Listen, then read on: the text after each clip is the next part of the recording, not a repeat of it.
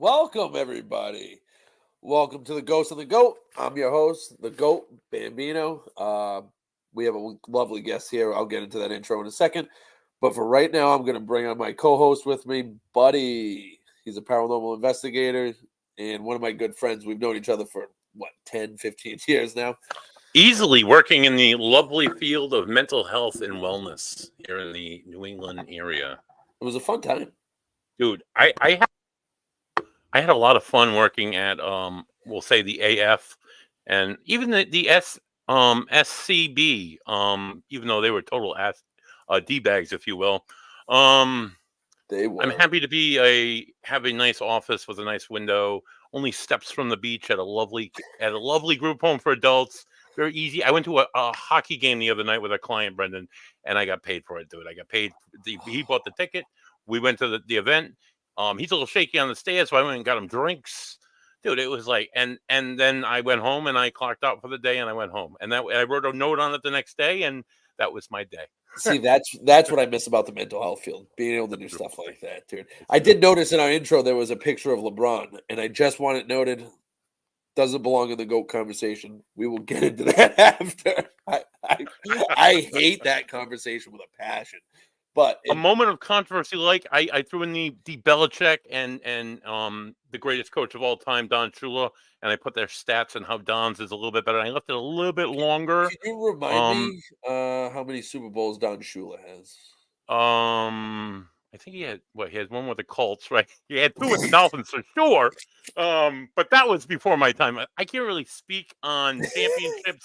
I only know greatness, Brendan, and Don Shula was great. Well, in case you forgot, greatness comes with, the championships come with the greatness, and Bill Belichick. Yeah, right. And the Ferraris and the hot tubs and the overinflated egos and the book deals, and coming soon to a broadcast near you, Coach Belichick. So, oh my God, I heard about this, and I bricked. You know what I mean? I can't. Has he signed with anybody yet? No, but it looks like that's the route he's going to. No, it looks like that's the route he's going to go this year.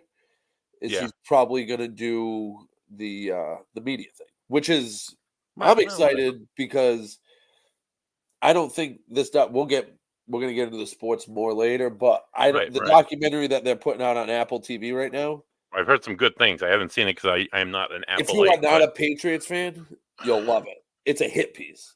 It's a hit piece on Belichick. That's all it is. Yeah. I hear they dog, but Belichick a bit, and all of it. The Kraft organization really comes down on him and melts the cheese, so to say, on Bill Belichick. You know what's funny is like one of the first episodes they had the tuner on. They had Bill Parcells, who arguably one of the greatest coaches of all time. Right. Okay. Absolutely screwed the Patriots over. Yeah. Did enough runs. So I got a little sore spot for him because I don't like the way he handled things. You know he's kind of a jerk face. You leave for the Jets and you're talking to them during Super Bowl week, and then we lose the way we lose. It's just not great. Right. But he did bring Belichick in the league. He was one of the best defensive minds ever. Like Parcells was, Parcells was the guy. Belichick just happened to be better. You know what I mean? And thank God. We're gonna get completely off topic here. This is anyway. I got a little off track. Why don't we bring in the paranormal guy? Parcells was ripping on Kraft and how much he hated him and all that stuff, and everybody trashed him for it. But now you're seeing everything he says like all the time. They were documentary unfolds. Yeah, it's unbelievable. But let's bring our guest on, shall we, buddy? Speaking of D-bags, our guest tonight is not a D-bag, although we have a mutual friend who's a D-bag. He has been investigating the paranormal with me in Ocean State Paranormal since 2013, since he was just a ripe lad. He has been our tech guy because he could get beyond turning the computer on. He could actually do things and like build goofy tech stuff, which is always the cheaper route to go in a paranormal group.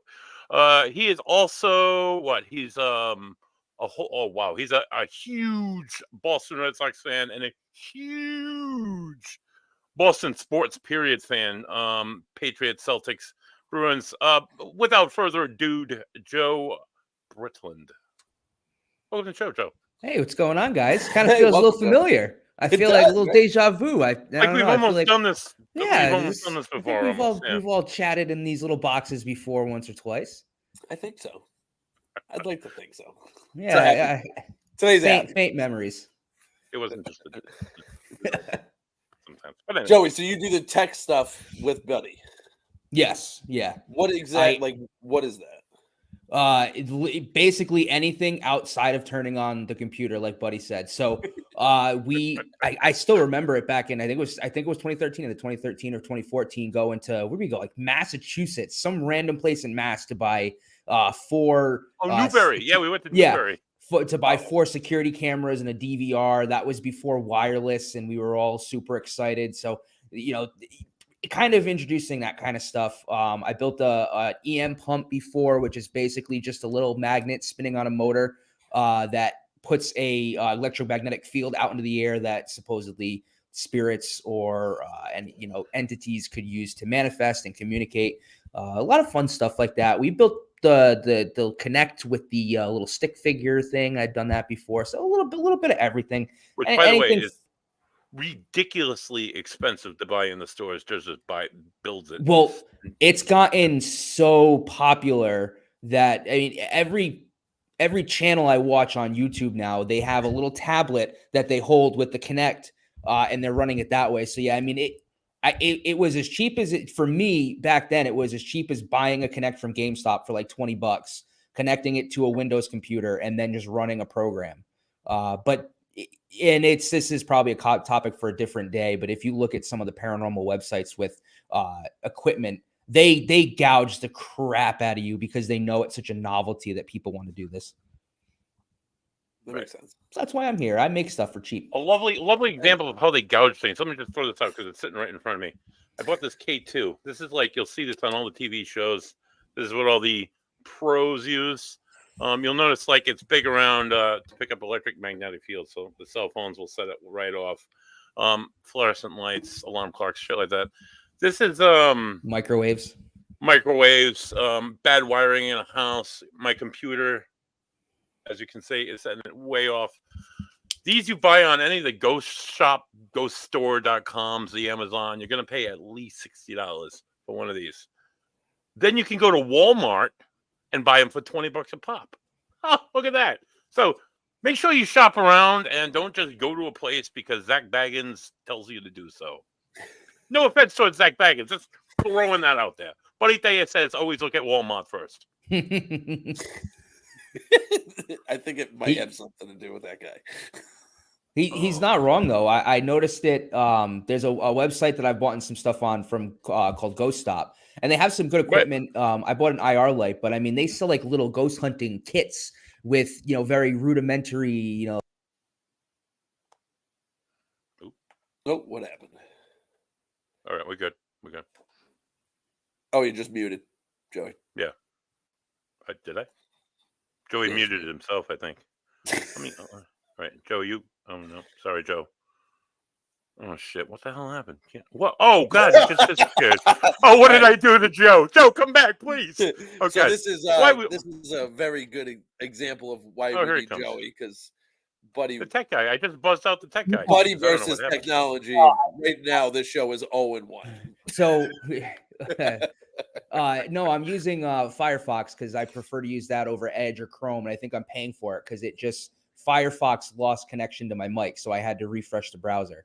So that's not a tech guy thing. That was there's nothing I could do about that besides dropping and coming back. But yeah, I don't know if that's what you wanted to talk about in this, but it's just a thing that I've always had that's always bothered me about the paranormal is because of how niche it is and how many people like to do it.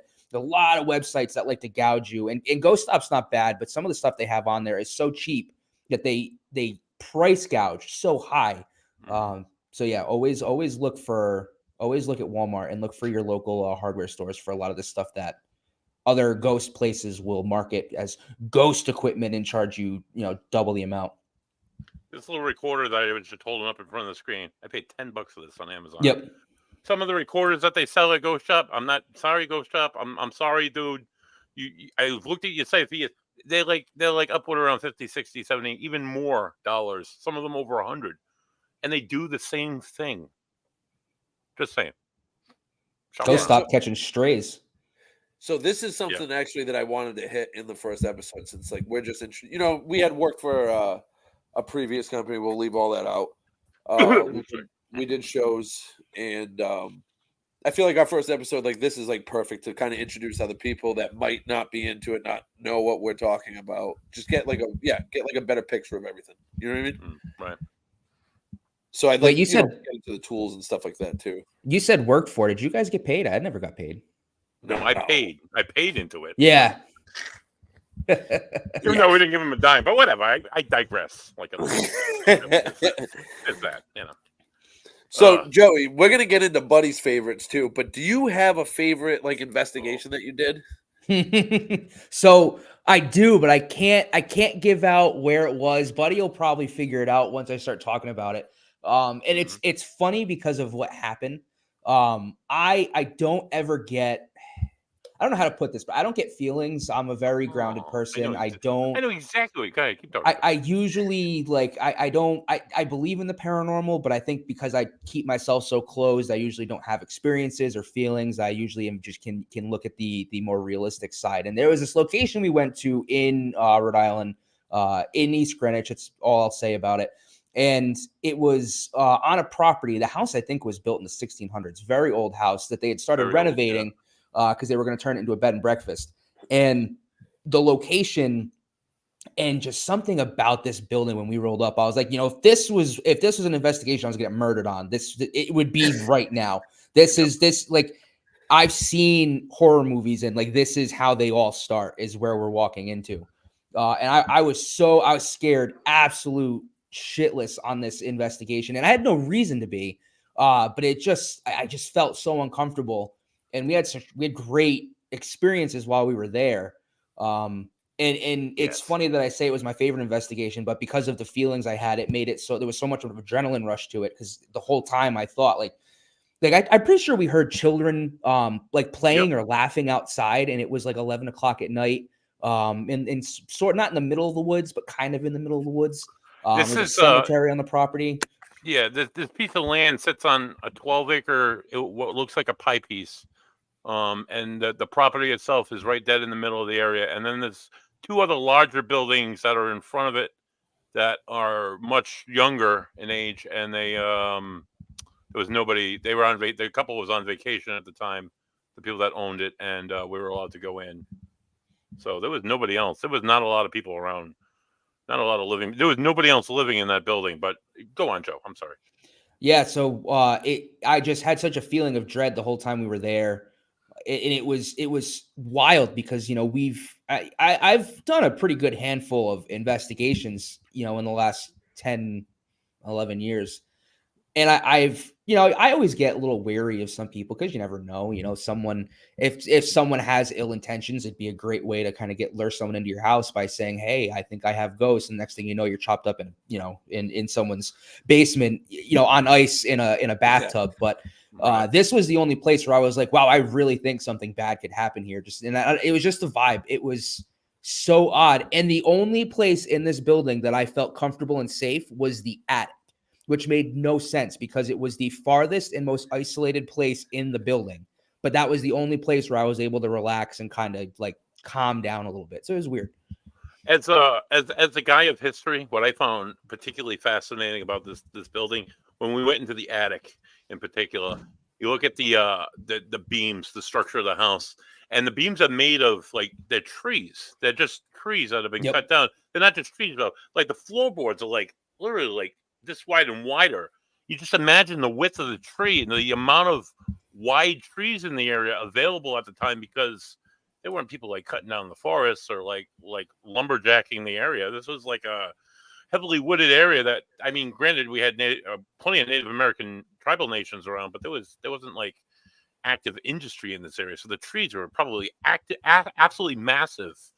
And that just to see that was kind of cool. And that's still there today, and holding weight and weight bearing and whatnot. It's just it was just kind of cool for me. I look at it every time I drive by. Every time I go, because I go by it actually a lot more than I would expect. And every time I go by, I just stare at it, and it's just I'd love to go back, to be honest.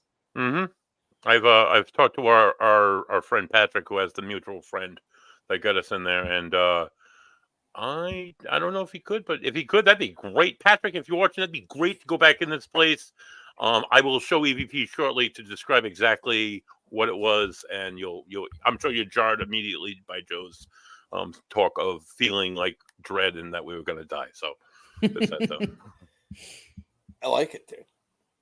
Right. So I've never been on an investigation or anything like that. I would be kind of like a classic skeptic. Mm-hmm. You know, which is that's good. how you have to be. Yeah. Like, and it's not exciting. I've heard this on other shows, and it's so true. It's not. A paranormal investigation isn't exciting. And if someone tells you it's the most thrilling thing in the world, they're lying to you and they're trying to get money from you. It's 9.9 times out of 10.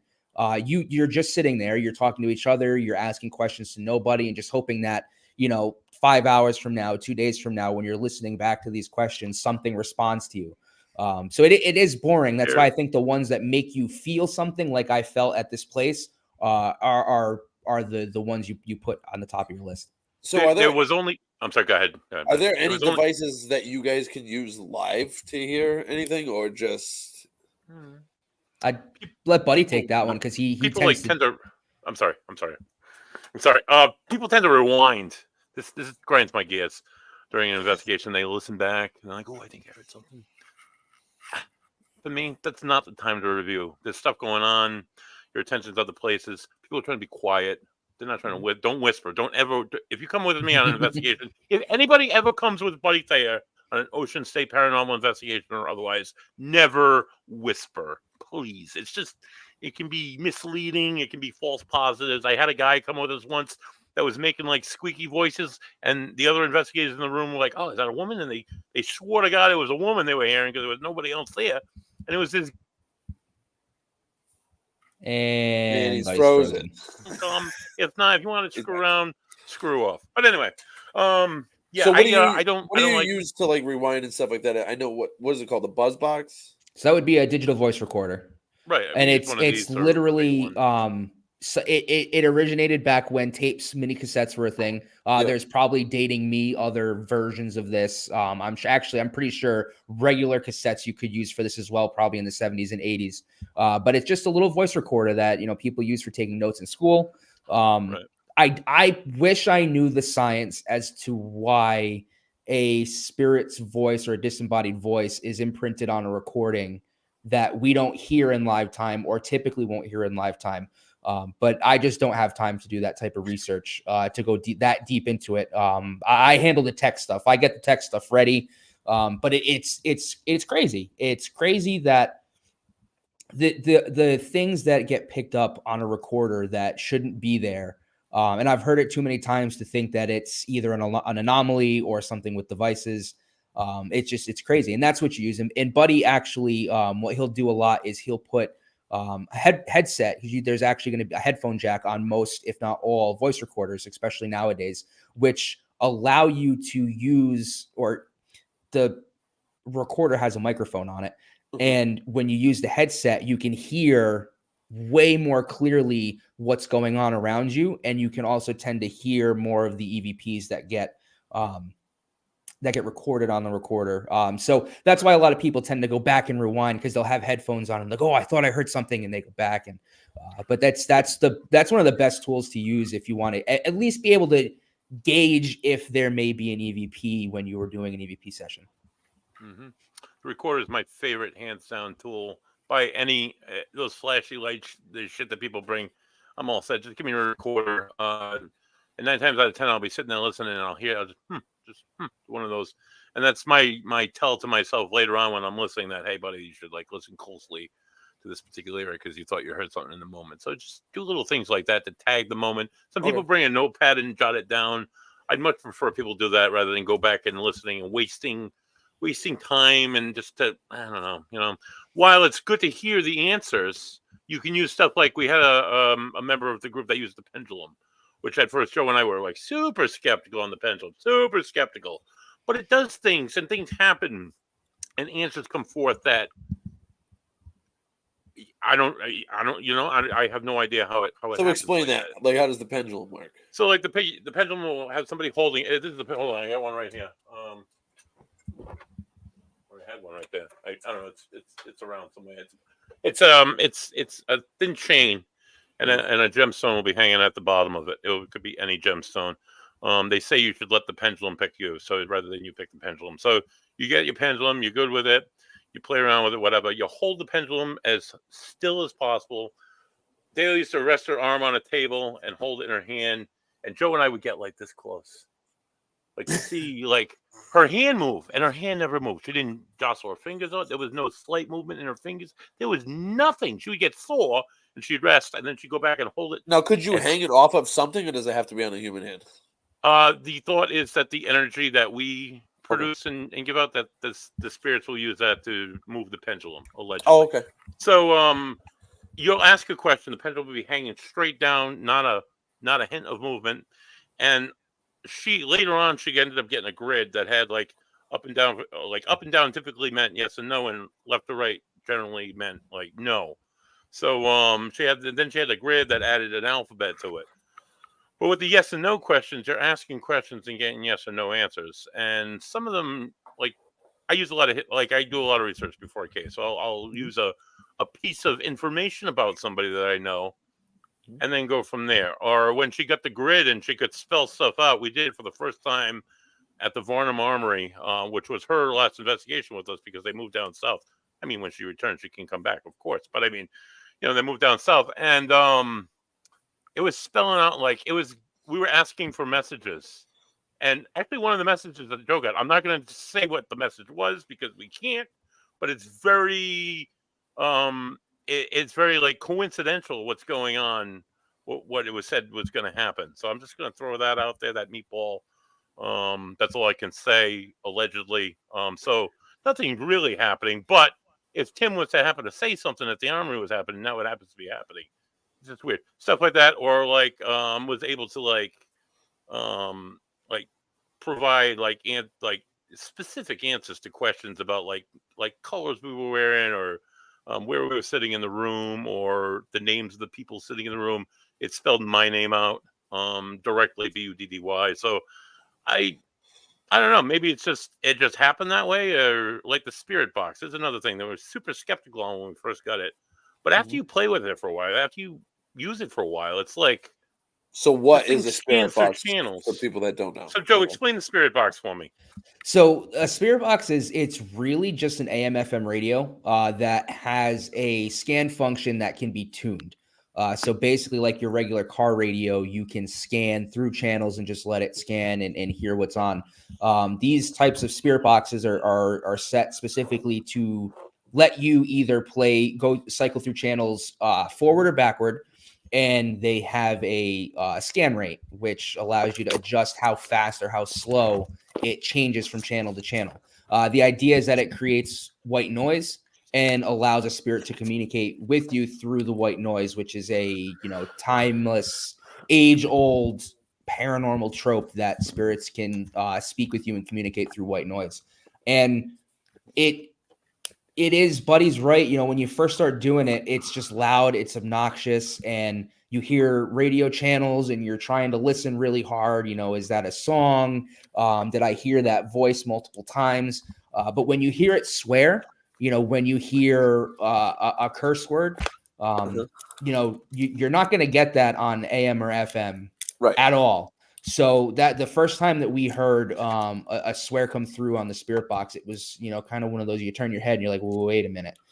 And it takes a while to be able to pick it out because you will, if you hear a word and if you can pick out that word, how many times it sweeps between a channel, if you hear a long drawn out word between 3 or 4 sweeps of a channel, then you kind of know, well, this wasn't, a radio station, this might've been something else. So it's a really fun tool. It's an easy way to get validation quickly, but it's also not a definite science. And you still do need to take some things with a grain of salt. Okay. Right. Yeah. Cause none of this stuff is foolproof, but if you, oh God, no. So you guys use like multiple tools on an investigation. Yeah. Cause realistically, none of this could even be real. You know what I mean? Like we have no real way of knowing if any of this is actually happening, if our minds are forcing it, if you know what I mean? Like it's a really interesting thing to think about where, I've heard and seen things, mostly heard things where, you know, I'm pretty definite that there are things on the other side and that, you know, stuff happens all around us, but I don't have any real proof of that. Like, I can show you proof, but it doesn't mean you'll believe it. And honestly, it doesn't mean it is real. So I kind of lost where I was going with that, or what the point I was trying to make, but it is just all this stuff is, I do want to preface that, where it's just stuff that we like to use and sometimes that we can recommend, but you know, none of it means that you're getting actual spirit communication. It's kind of just interpreted to myself and whoever else is listening to it. Right.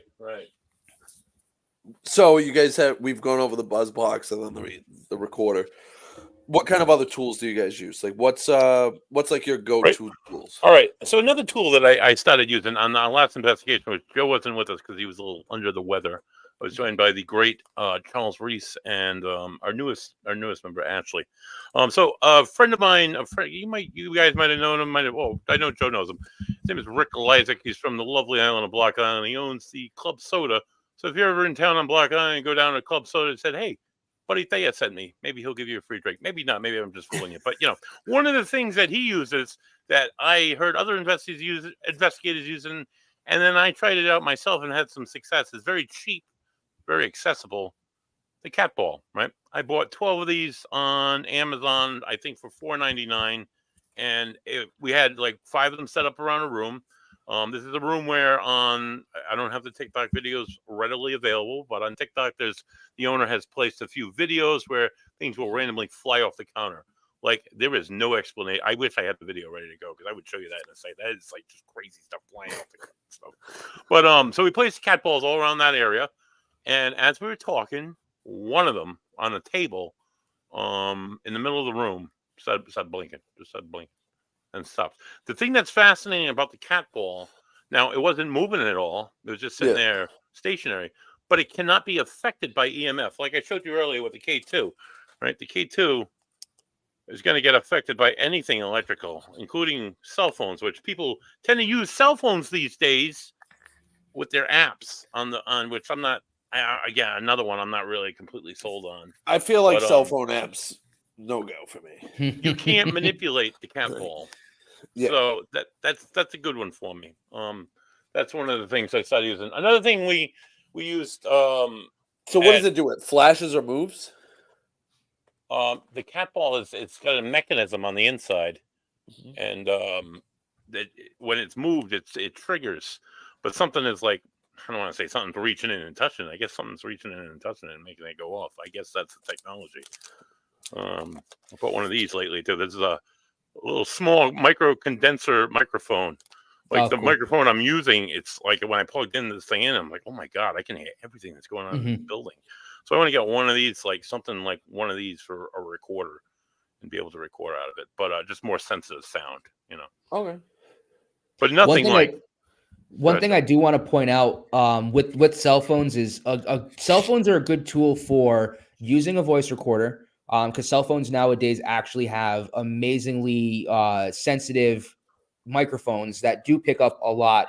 And they do have a lot of really good like noise canceling functions as well, especially like newer iPhones and Samsungs. But the cameras, I highly recommend. One of the reasons why I bought an iPhone 13 Pro, I have the 15 Pro now, is the cameras are phenomenal. And one of the best things I liked was LiDAR.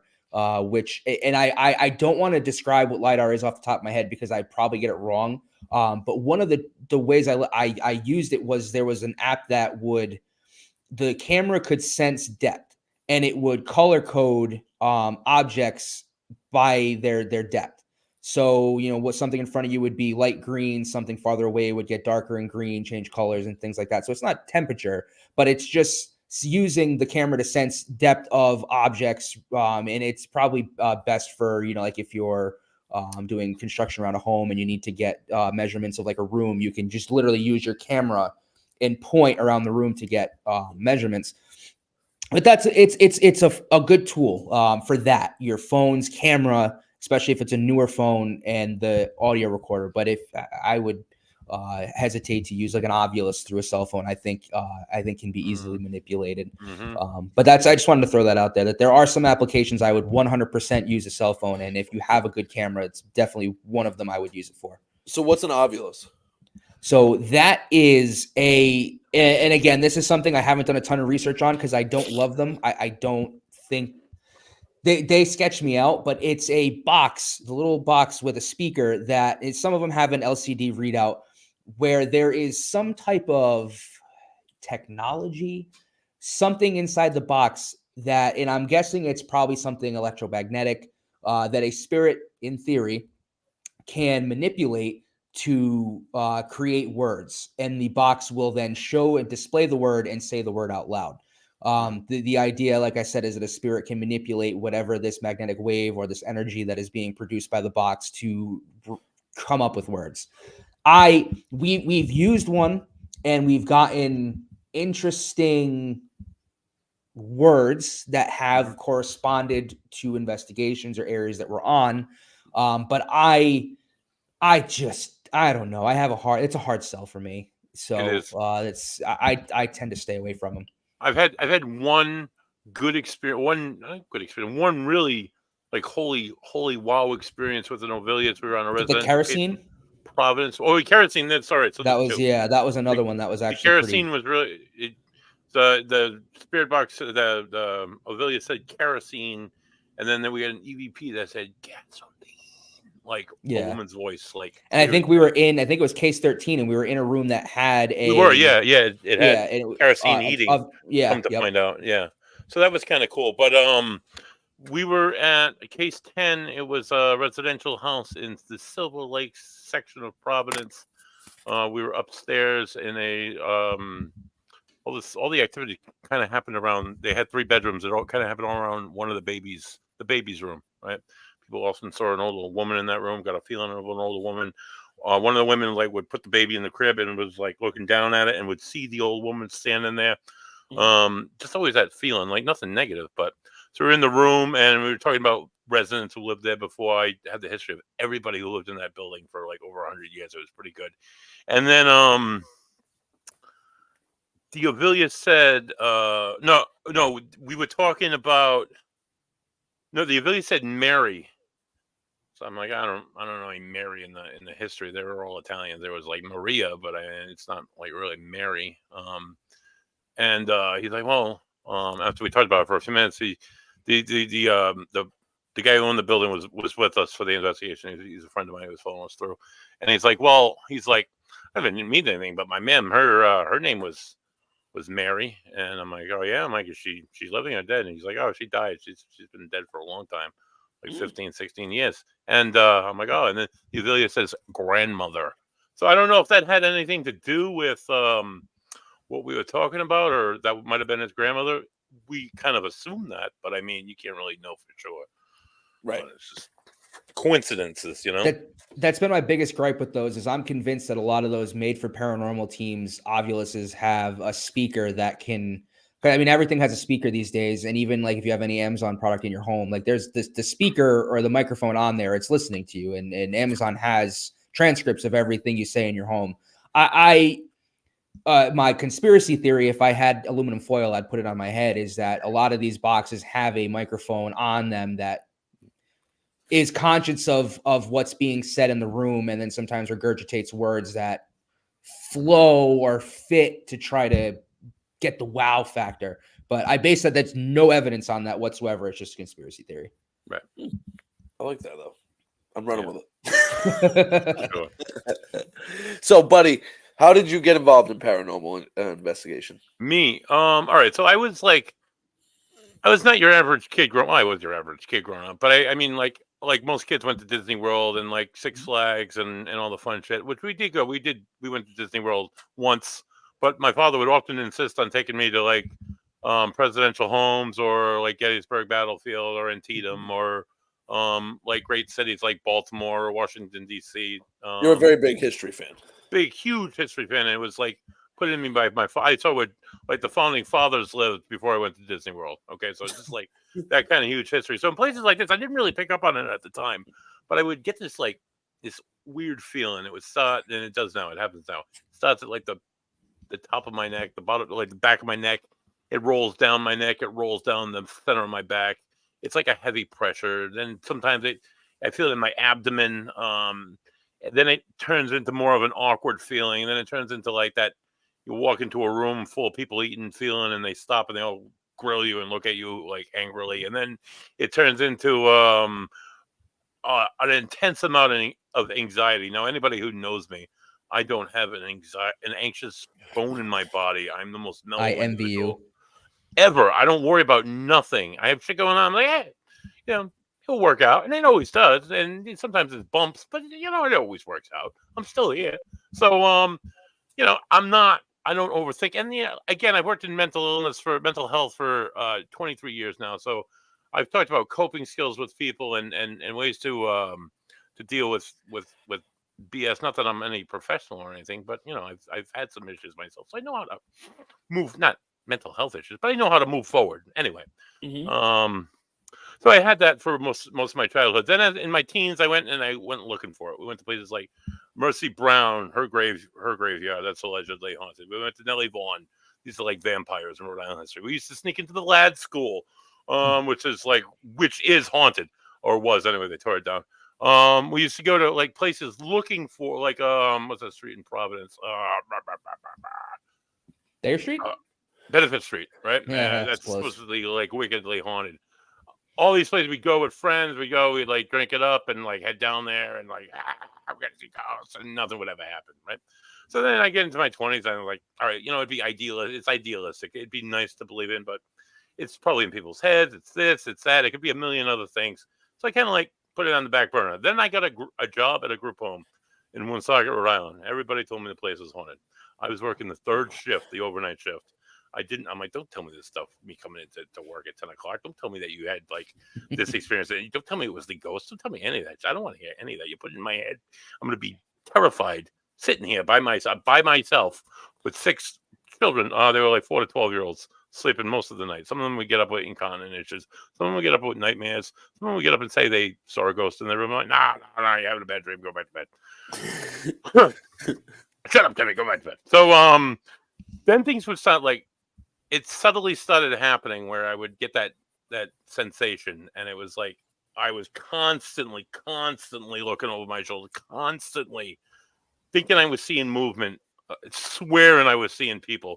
I had a lady call up one night, freaked me the hell out. She's like, "Hey, how you doing?" I'm like, "Oh, I'm doing all right." She's like, "Yeah, you having a good time?" I'm like, what do you mean? It's like 2:00 in the morning. I'm sitting there, I'm like washing the floor. Yeah, I'm having a great time. It's like, "Oh yeah, you got a friend there though, right?" I'm like, "No, I don't have a friend here. What do you mean I got a friend?" I'm like, "It's just me and the kids. I'm by myself. Why would I have anybody here with me?" Like, she's like, "I just drove by and I saw there's a flower room. So it's like an enclosed porch, but it's an indoor. So they had it like as a library." So she's like, "I just drove by and I saw the flower room. There was a woman standing there." I'm like, "Don't you call me and say that shit to me. And then like leave here and tell me the police is, don't go around and say that." I hung up the phone on her, right? And then like more stuff started happening. So I'd be sitting there. It was an old house, right? So I'd be sitting there and in the kitchen, which had like 4 bedrooms off of it, had the downstairs. The TV would go on in the playroom downstairs all the time. We'd just go on and go on like loud as it could be. You'd hear people going up and down the stairs. I think it was kids. I'd grab the keys. I'd run upstairs. I'd unlock all the doors. Nobody. I'd go back downstairs. All the kids are in their bed sleeping. Like, so they go. It got weirder and weirder and weirder. And then finally one night, I come back from my honeymoon. I got married 2 days back from my honeymoon. I was unloading a dishwasher. It was about 4:30 in the morning, low light. Every kid had an alarm on their bed. It was like this big. It was a little chime, like doo doo. Every time there was movement, right? So anytime a kid got out of bed, that sound went off. Or anytime the kid sat up in bed, that sound went off, right? And then it would get more intense as they got closer to it. Mm-hmm. So I started hearing that noise, and it was coming from the 3-boy bedroom that I usually sat around or near because there were 3 boys in the bedroom. And I turn around, and it's right behind the sink. I turn around, and I start to see a figure coming out of this room. And I think it's this kid, Russ. It's about the same height as this kid, Russ, was, about 5.5 feet tall. And I'm like, "Oh, you got to use the bathroom?" And I stopped, and I froze. Literally, this figure, it wasn't clear. I didn't see a face. I saw the head, the shoulders. I saw the strut walking on by me. I shit my pants. I grabbed that countertop for dear life, dude. I didn't move for about 45 minutes. I was just in complete shock, an utter shock and awe of what I just saw. I know what I just saw. I kept going over it in my head a few times, like, "You actually see?" I saw it, and I could see her moving. I went home, I wrote it all down, and then I was really, really uncomfortable, and I really didn't want to work there. And I took up a few weeks, and I had, like I said, I had just gotten married. So my wife at the time, she needed benefits. I got her benefits by, getting married, and all this was getting into place. And she had some health concerns, so it was really good. And then that happened. I'm like, I need a new job. She's like, no, you can't get a new job. You'll never get a new job. It'll take forever to get benefits again. You got to just stick it out. I told her what was going on. She was terrified of this stuff. So I'm like, I don't know what to do. She's like, you should talk to your boss. I'm like, you are crazy. My boss, Kerry, was a licensed social worker. That's the highest certification in the state of Rhode Island. If she thought I was nuts in that moment, she could have started me at the hospital.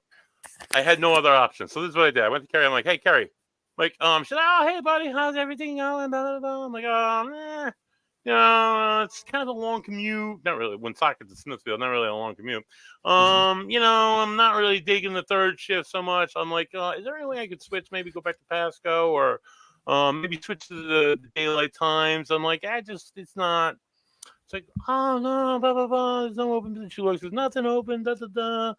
Like, she's like, you gonna leave us? I'm like, I don't want to. I'm like, I need the job. It's like, what's going on? Talk to me, buddy. That nice clinical voice.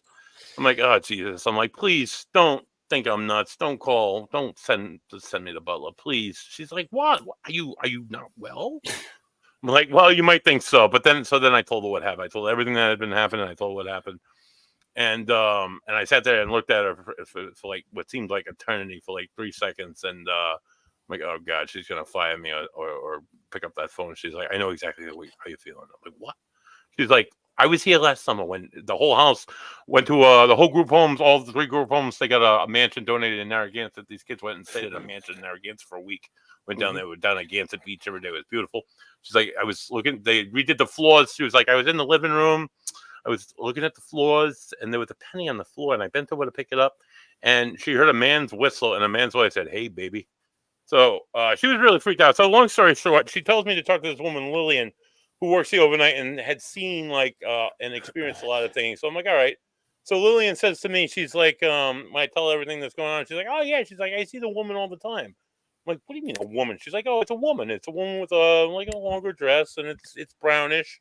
And she goes up the stairs. It's weird though, because she goes to grab the rail, and she's like a foot above it. She's like, I think that's where the rail used to be. I'm like, that's really weird. So she's like, you just got to talk to them. I'm like, what do you mean you just got to talk to them? Like I'm talking to you? She's like, yeah. You talking like you're talking to me? And she's like, you talk to them in your head. They're gonna hear you either way. Just talk to them. Just tell them to leave you alone. Like, what do you mean tell them to just leave me alone? She's like, yeah. What the fuck? I'm like, she's like, yeah. You just gotta talk. They're people. You just gotta remember they're people, and you gotta talk to them like people. So being the history guy that I am, I went to the city hall. Right. I did the research. Right. This is where I kind of taught myself how to do history, and then I learned from some other people. That was fascinating. But there were several owners of the house. I tracked down all the owners of the house. They were all alive, except for the original couple. The original couple built the house in 1919. Beautiful house. It was a mill section of Woonsocket.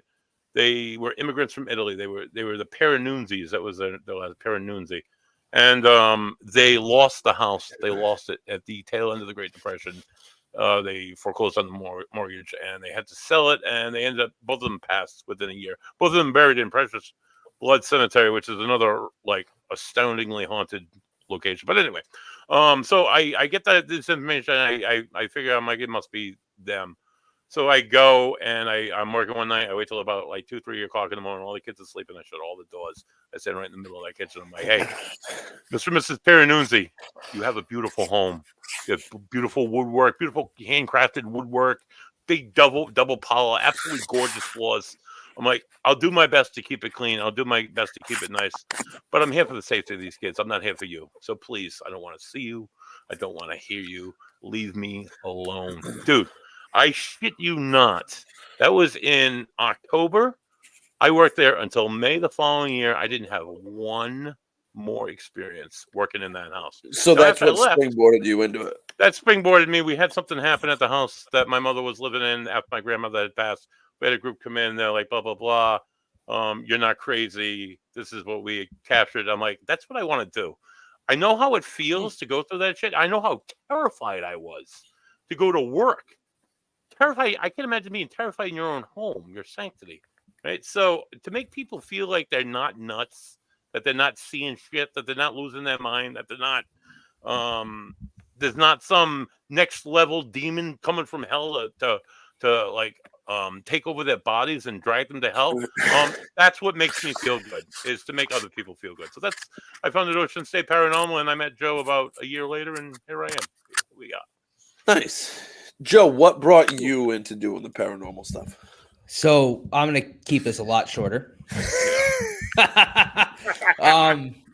I mean, I had, when I was really younger, my aunt passed away. We had taken some photos of her gravestone, and there were some anomalies on there. And even my family, I had no idea what ghosts or the paranormal was. So we all, that was like the first experience I had, was seeing these weird anomalies in photos that nobody could explain. And as a kid, I'm like, well, if the adults can't explain this, like how can the adults not tell me what this thing is? How do they not know? So I ever since that moment, I had been interested in the paranormal, and I watched Ghost Hunters. I lived in Apponaug when Ghost Hunters was down in Apponaug. I moved up towards Warwick Veterans High School in Warwick. And around that time, they had also moved to a headquarters right across the street from Vets, or the fire station right next to Vets. I always saw their vehicles pulling out of the little building that they were in and going up the road to make it look like they were leaving. And I was always super interested in it. And I worked at Radio Shack. I think it was 2013. And Catherine, who's still a satellite member of Ocean State Paranormal, she came in, and like a good salesman, she was looking at cameras. And I was like, oh, so like, what do you need the camera for? What are you trying to do? And she's like, well, you're gonna think I'm crazy, but I'm in a paranormal group and I'm looking for a new camera. And I was like, well, you're gonna think I'm crazy, because I love this stuff and I would love it. And we talked about it for about a half hour, 45 minutes. It was a slow Radio Shack. Nothing was going on. So by the end of the conversation, she's like, listen, we're looking to maybe add new people. Let me, talk to Buddy, and, we'll have a meeting with you. And we met at a Dunkin' Donuts right up the road from where the Radio Shack was. And now I sit before you on this podcast. Mm-hmm. Nice, dude. And I have no history in it. I see, Buddy. That's how it's done. I'm just, I do. I love the story. I love the story of the group home, though. It's a good story. I guess you could call me faster every time. I guess you could call me like paranormal curious. You know what I mean? I'm always curious about like. I'm not sure if I believe it. I'm not sure how much I believe. I'm not sure what I think is real or not real. So, when I see. And me and Buddy have had conversations about this before, and then we're going to talk about some of Buddy's like favorites that he's done. You know what I mean? We'll try to keep that a little brief. I have a few, since we're talking about favorites and good stuff, and we're kind of winding down towards the end of the paranormal side. I thought maybe a good time to share the old screen and play some of these favorites. Yes, no, maybe. Yes. Yeah, absolutely. Yeah. Okay. So the first one, It's from one of the first places that we talked about. So, all right. So, let me guide our audience really quick. I'm gonna do present screen. Beautiful.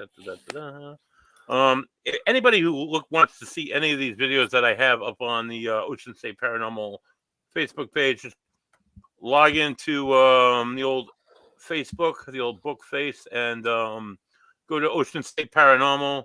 You can go to the video section. Not all of them are videos, but they're like video presentations of EVPs, essentially. That's what you're going to be seeing right now. You guys see my screen? Yep. Ocean State Paranormal. Okay. So this is the video section. This is the greatest hits. So you guys are sitting in the greatest hits right now. The place that Joe is talking about is this one right here. I'm going to play this one first. This is... Oh, I'll give you some sound. Here we go. And so it's possible we might not have heard it if it was far enough away coming out and landing. Yes.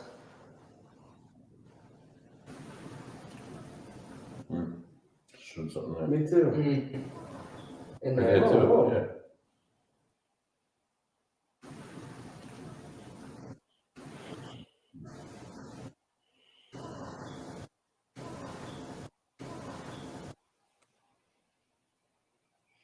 Okay, you guys hear that? Good, Brendan? Yeah. That come through? Yeah. That came through nice and whoa. On August 7th. I don't know why that happened. I'm sorry. Okay, we're good. All right. 2016 in Kansas City, United States. A tragedy occurred at Schlitterbahn Water Park. Occurred. Oh God! Stop shooting anybody. Buddy versus And technology. We're 0 for 2. Did I stop? And that the you, show's Brendan? been canceled. It's not me. Is that? I'm It's not sorry. me. It's you. Oh, It's God, that was it was probably terrifying. an ad on Facebook or something It that was you had probably open that was taking one of those over. DM Facebook ads. All right. It's So that was the first one. So talk about that one if you want for a second, and I'll work on bringing that back up. So what exactly did we hear? Like what was that recorded on?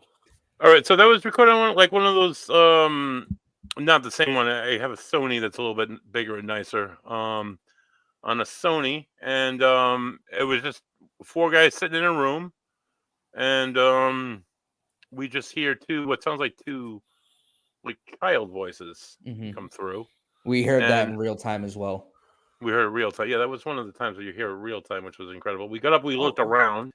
There was nobody around. And then upon going back to the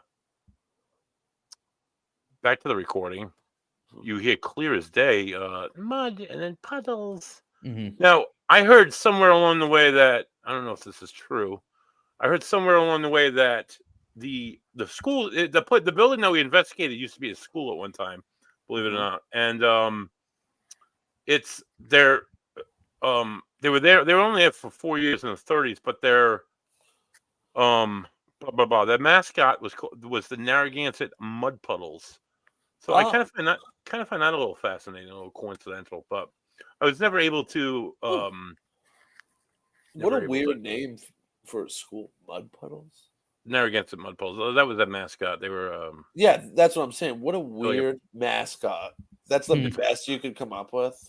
It was the 1930s, and in all honesty, it's a charter school. So the mascot's just some guy who like jumps in a mud puddle, gets all muddy, and just runs around the baseball field or whatever they're playing on at that time. Just some guy just covered in just shit. It could have been that too. All right. I think I'm sharing. You still see this? You see the Ocean State Paranormal thing? So no, I'm not seeing anything. You don't see anything, Joe? No, I'm just kidding. All right. So what exactly is this, buddy? So this is a piece. This is in the same building. We're on the first floor. There are 2 incidents of what you're going to hear. So it's going to be a little bit faint, but you're going to hear what we think is footsteps, and then Patrick sees a door open. So what we think it is footsteps in the hallway coming closer, and then when that door opens, the footsteps stop. I'll play it for you.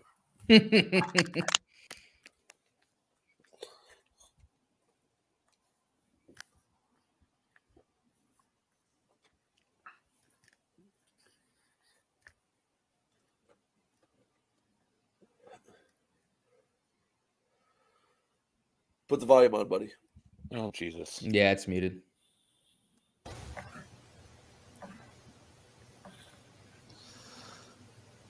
The door just moved. I just heard footsteps. That door? Yes. Do it again.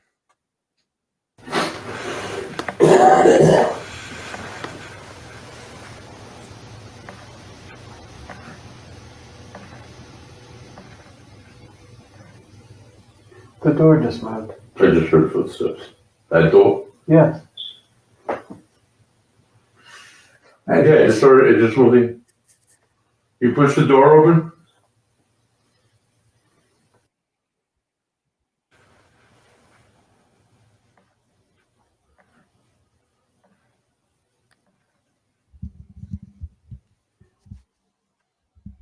That's about as loud as day right there. Yeah, it's something we didn't hear with our ears, but the door swings open a little. It swings a little. It doesn't it's not dramatic, but it does move forward a bit. And Patrick sees it. I think that's important for you to say that it doesn't drastically move, because we see on these over dramatized television shows about paranormal investigation that all these dramatic events happen in the course of a paranormal investigation. And right. What you guys and what I've heard from a lot of other people is that typically doesn't happen. It's not as drastic or anything like that, as it's made out to be on television. Right. This next one, it's a little bit more stepped up. Again, it includes footsteps, and it involves a little bit of movement. And it involves me. There might be an F-bomb in this. I'm just throwing that out in case any kids are watching. Block your ears, kitty. Here we go. It's muted. There you go. I'm going. I got that joke. There we go. The Ghost and the Goat versus technology. The Ghost versus technology. Well, in all fairness, the Goat took like 10 minutes to figure out how to get on. But anyway. Ew. Shit. That was before. Right, here we go. Look at the diagram. So, just to break really quick. So, I'm standing in front of a metal folding chair. I had brought that from home. It had the 4 caps on the bottom. It was a good chair. I got sick of sitting in it and stood up. Joe was sitting at the left corner of the room. Patrick was just a few feet away from him. And the third guy that we were with was next to Patrick. They were all sitting down. The door that's above the fireplace that's next to the B in both was the door that moved initially with the wall. I had the footsteps in the movement. So okay, I'm gonna play this. Here we go.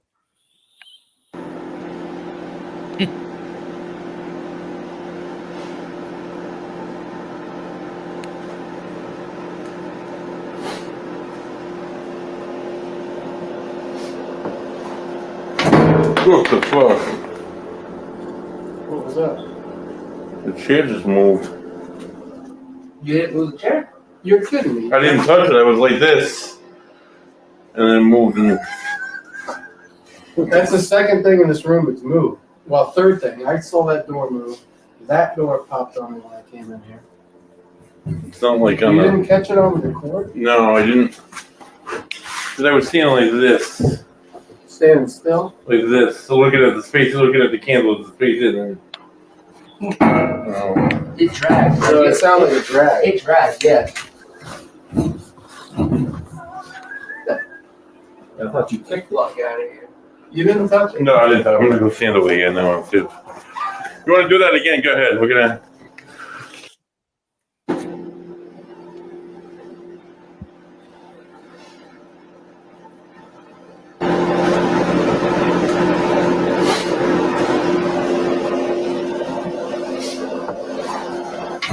What the fuck? what the fuck? I remember that too, because the little plastic thing popped right off. Yeah, right. And I thought that, maybe the cord from the recorder had caught it or something, but I don't remember you moving. And it pulled so hard that one of the plastic feet on the bottom of the legs popped off, and it was just no way. It was crazy. Yeah, it was pretty good. Right up the road from there, Brendan. You go down the street, and then you go down another road. You're still in the lovely town of East Greenwich. We investigated sometime after that, probably about 2016. I don't know if you remember Joe talking about how he's never really hears anything. He never really sees it. He's very grounded. Well, this one in particular, Joe heard something, and then he also captured it on his recorder. So, Joe, I don't know if you want to set people up. You know what I'm talking about? Yeah. So I'm going to guess it's the jail, correct? Yeah, this is the jail. So it's December. It is no longer, from what I understand, owned by the East Greenwich Historical Society. But if you've ever been to Blue on the Water, there is a yellow building that's attached to Blue. Yeah. Now this is in December, so Blue was not open at the time. Right by the water. So I can't confirm if there's anybody outside or not, but we were on a 3rd floor, very high above the ground level. Good amount of we were doing a 15-minute quiet session. I remember setting up cameras in the place I was sitting and being horrified. I not horrified, but I was very uncomfortable. I didn't like being in there. And I mean, it's an old attic, whatever. It makes sense. But when we drew names or places to do our 15-minute quiet session, naturally, I ended up drawing the short straw and having to go back up to the attic where I felt uncomfortable. I sat down and I had heard something, but I didn't know what it was. And then I had heard something else, and it sounded like a woman's voice, but I didn't know what it said. I just heard, again, in the moment, you're not expecting to hear something. So when you hear it, you don't know what it says. I just knew I heard a woman, to the point where I had, as soon as we were done, I asked, because there was, I think, 3 other women in the building with us, and it didn't sound like them.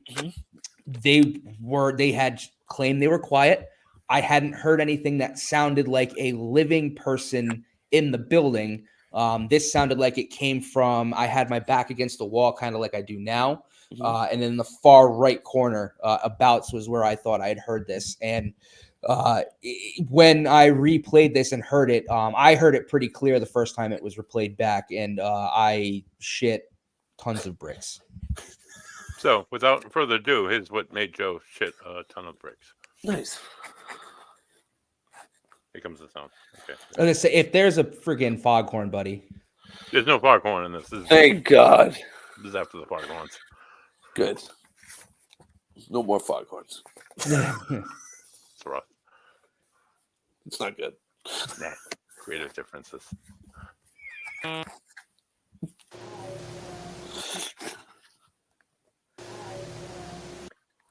Ooh.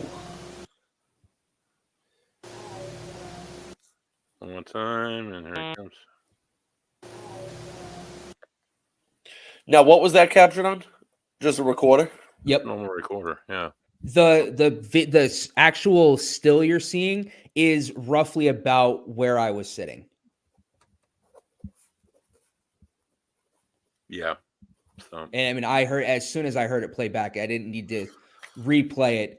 It's the funny thing about it was when I put a camera up there, I introduced myself and I said, "Hi, my name's Joe. I'll be here all night. If you want to communicate with me or say something, feel free."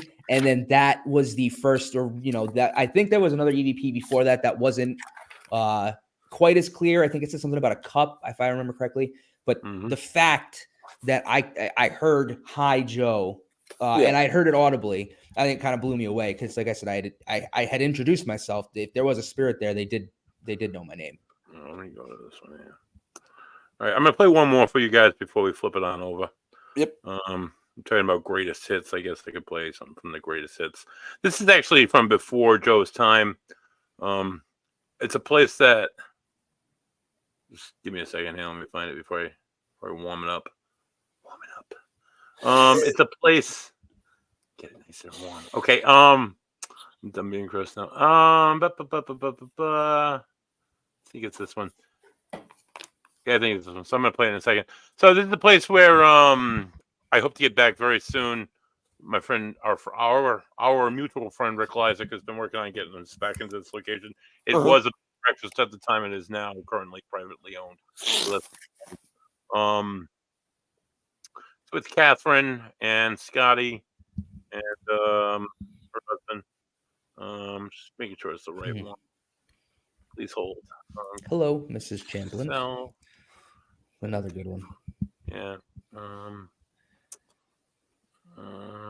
It's check this. Yeah, I don't know if this is a good link, but anyway, I'm gonna go back. It's a good segue. Things that are quiet and not doing much into sports conversation and the New England Patriots offseason.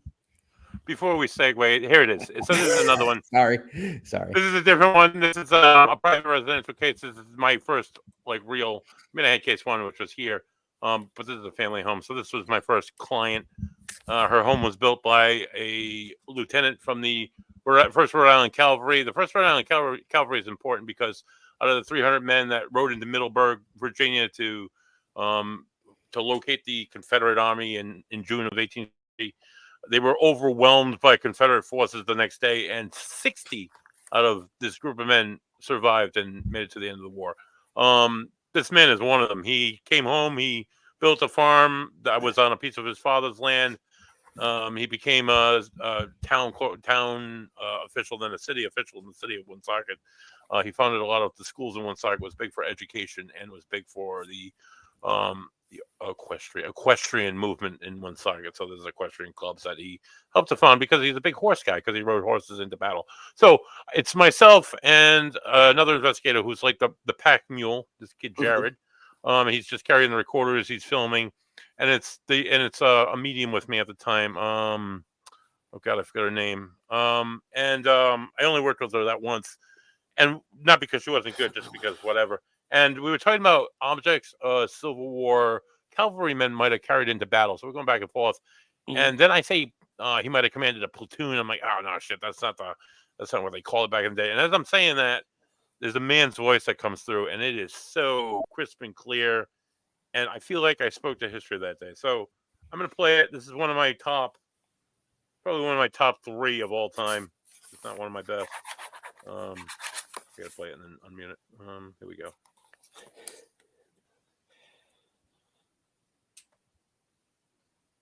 Oh, Christ, video has no sound. Buddy versus technology. Technology too, buddy, nothing. Oh, God. Oh, it's playing and this thing's not even doing it right. Why does video have no sound? See, this is where I need Joe, and Joe would come in and fix it. Joe's on the other side of the screen, so I can't play it. But tune into just tune into Ocean State Paranormal. We'll pass that time here. You might have to re-upload that because they might have stripped the Facebook might have stripped that video of sound. Yeah, this one doesn't have sound either. Yeah, I don't know what's going on. Screw it. All right. Tune into everything else on Ocean State Paranormal at Facebook.com. You can see a lot of stuff coming soon to a website near you, OceanStateParanormal.com. And a van down by the Riv podcast.com, where you can tune into all your good stuff on all the good material that's presented here on the Ghost and the Goat podcast, and a new podcast that I'm just going to throw a little quick tidbit about out there. Let's do it this right here. And this here, I thought this was appropriate. It's Canned Heat. It was brewed in the fine city of Fall River, for what we're named for, the Riv. It's a lovely double IPA. It's 8% alcohol by volume. It's not bad. It's all right. It's good. Joe, I would try it. You like that? You like that geezer, that Ozzy Osbourne beer? Foggy Geezer. That kind of reminds me of that a little bit. So I'm coming on. We're doing a podcast probably next month sometime. Myself and two other gentlemen. It's going to be called Three Dudes Brews. You can catch the three dudes at the various breweries around Rhode Island and New England, as we have three very different palates. So while Costas likes his lagers and his sours and his little Mary beers, I like my double IPAs and my stouts and my delicious pastry stouts and my delicious IPAs. I could go on for days. And the other guy, the third guy, he likes a little bit of everything.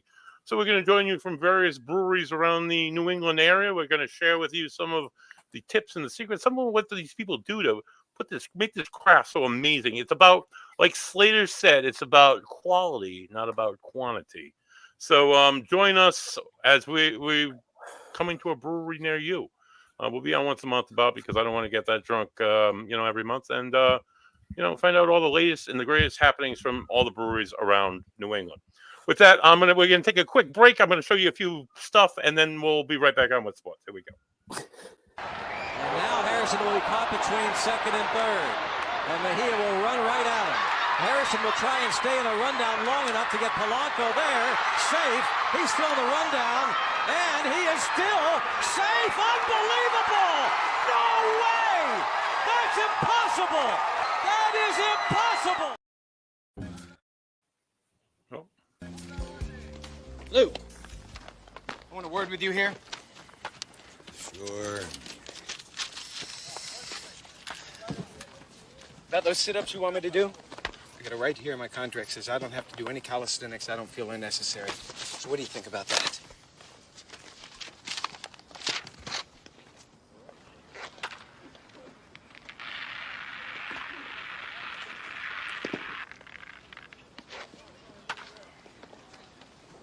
When a guy's banging you, you spin off of him. Those are the worst defenders to play against, actually, because if you can feel their body, come on. 18 points for Joker, only Nugget in double figures. 69-59. Golden State shooting 67. Hard-fought battle on both ends. Each team, well, they had their differences, but they're showing good sportsmanship here. Never mind! He threw a fucking bomb right in his stomach. And let's slow that one down, Peter. You hate to see it. It looks like this kid's going to be suspended and fined, no chocolate milk for a week at his school. As you can tell, right behind the guy that looks like Shaggy from Scooby-Doo, this kid comes in and drops a fucking haymaker, and now everybody's going apeshit. Yeah, well, he knows he's on camera, but I mean, he doesn't give two fucks. He is digging deep in there. I don't know if he didn't wipe his ass properly. We've all been there. You get that little itchy tingle in your ass. Not comfortable. But anyways, we are trying to cut away here, but our cameras are all fucked up. This network is a mess. And I guess you're just going to have to hone in on this man just dumping his fingers all the way to the fucking base of his knuckles, far up his asshole. I dare you to take a sniff, Peter. We'll be right back. And it's getting close to the end here. Tough words are coming out. Draw tar. No fucking idea what that thing is. He's going to give it his best shot. Oh, guess he wasn't as smart as everybody thought he was, huh? Wow. Misfire. Kid in the background knows it. And there's been a little bit of shit-talking throughout this. As you can see, clapping his hands right in his face. He doesn't give a fuck. And just like that, let's listen in. And taking his sweet old time, Peter. He looks a little nervous. Probably doesn't help that his mother's holding up a machete just in case he gets this one wrong. Oh, God, he missed it. That is going to be a brutal ride home, I'll tell you that much. And we can see here his father preparing the adoption papers as we speak. Oh, life's tough, kid. Learn the fucking hard way and take a seat. Good news is he's still building a spaceship in his backyard.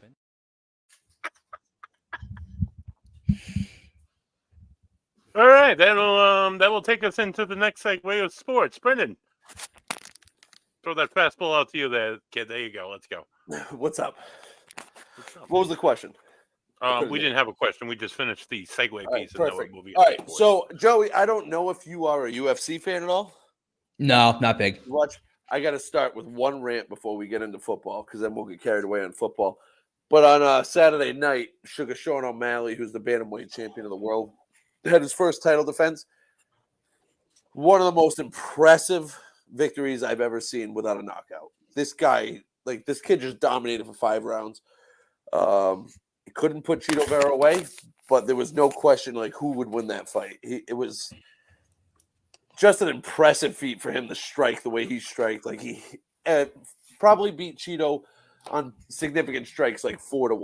You know what I mean? At first they said it was 2-1 or 3-1, but it looked like 4 or 5-1. Every shot that Cheeto Vera tried to hit the champ with, Sugar was able to come back and just absolutely beat the brakes off him. It was so impressive. It was, as a Sugar fan, it was everything I wanted. It was great. But I won't take up too much time since you guys don't watch it. But let's talk about the NFL. Oh, goody. Big news today. Yeah. Right? There's some big signings. To me, so far, especially today, the biggest signing has to be Derrick Henry to the Ravens. I've been saying for years, the one thing outside of Lamar Jackson having some kind of issue there, he can't win the big game. The biggest, the thing that's killing the Ravens is they've never had a running game.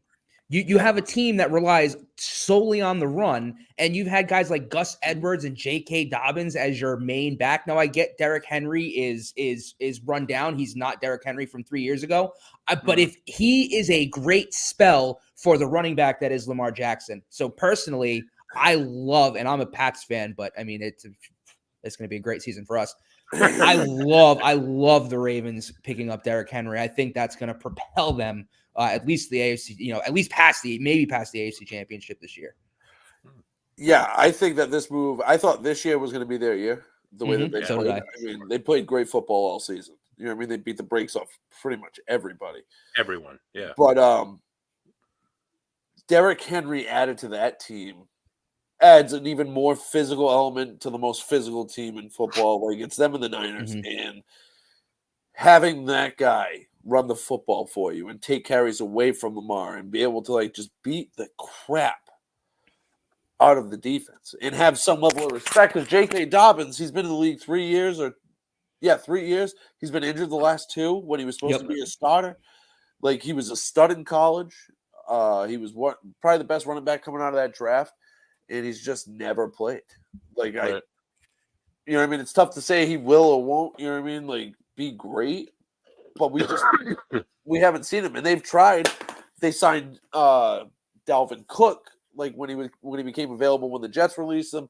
It's not like they're not trying to bring these guys in. It feels like injuries and just guys just not panning out has really hindered that running back room. Right. And dude, Derrick Henry, looking at his stats. So this year, being an off year for Derrick Henry, right? Still put up over 1,000 yards. And because the Titans were garbage. I don't think it was on Henry. Right. I think it was that offensive line. This year, 280 carries, 1,167 yards, 12 touchdowns. Ridiculous. That's impressive. The year before, 349 carries, dude. 1,500 yards, 13 touchdowns. What do you have, 13 the year before, I think? Something like that? 21, I think he was hurt. Because he put up 930 yards, 37 yards, 10 touchdowns. But in 2020, 378 carries, which is Ricky Williams numbers, 2,027 yards, 17 touchdowns. Wow.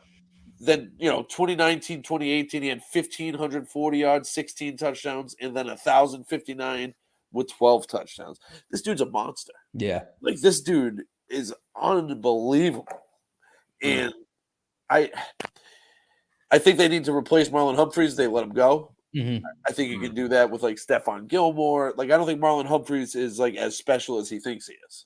So I think they'll be able to replace him if they can fix that defense and make sure they stay on the level that they had last year. They did just lose Patrick Queen. They did. That's another signing that happened, that's a Where did he go? Steelers. That's a team to watch this year. They did. Deontay Johnson's on the move, so they are weaker at the wide receiver position, but it's a deep wide receiver draft. But the Steelers definitely a team to keep an eye on. I think Russ with Mike Tomlin, I think is going to unlock a level that he hasn't been able to get to since the heyday of the Seahawks. Not saying he's going to be Russ from their deep runs, but I think you're going to see a better Russ than what you saw with the Broncos 2 years ago and even last year. I agree with that. Yeah, Deontay Johnson got traded today to the Panthers. Yeah, good luck. I mean, that's a good move for the Panthers to try to get a weapon for a young quarterback in Bryce Young. They don't have an offensive line or any weapons. They traded Christian McCaffrey away.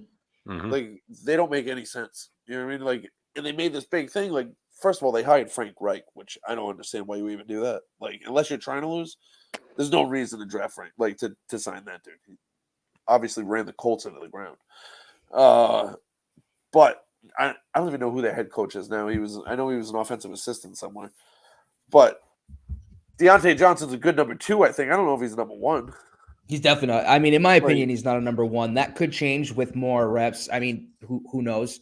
Yeah. But he had awful issues with drops the last couple of years. I mean, he was almost as bad as Nelson Aguilar. So, or Cordero Patterson, because he's another one. God bless New England winning the Super Bowl with Cordero Patterson, but my God, was he awful in the passing game. That's why they ended up why the Falcons converted him to a running back.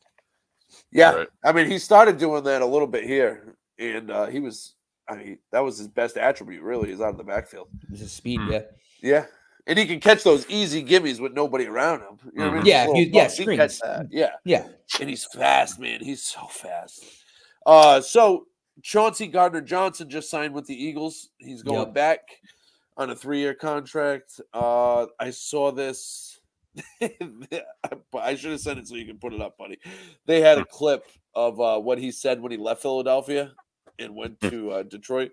He goes, "My least favorite thing about Philly is the people. They're fucking obnoxious. Can't stand the fuckers." Wow, dude. So for a New England fan, that's good for you guys. You're not dead last assholes in the NFL. Well, half of our fans are oblivious because they don't understand football. So then they've abandoned the no more pink hats and no more.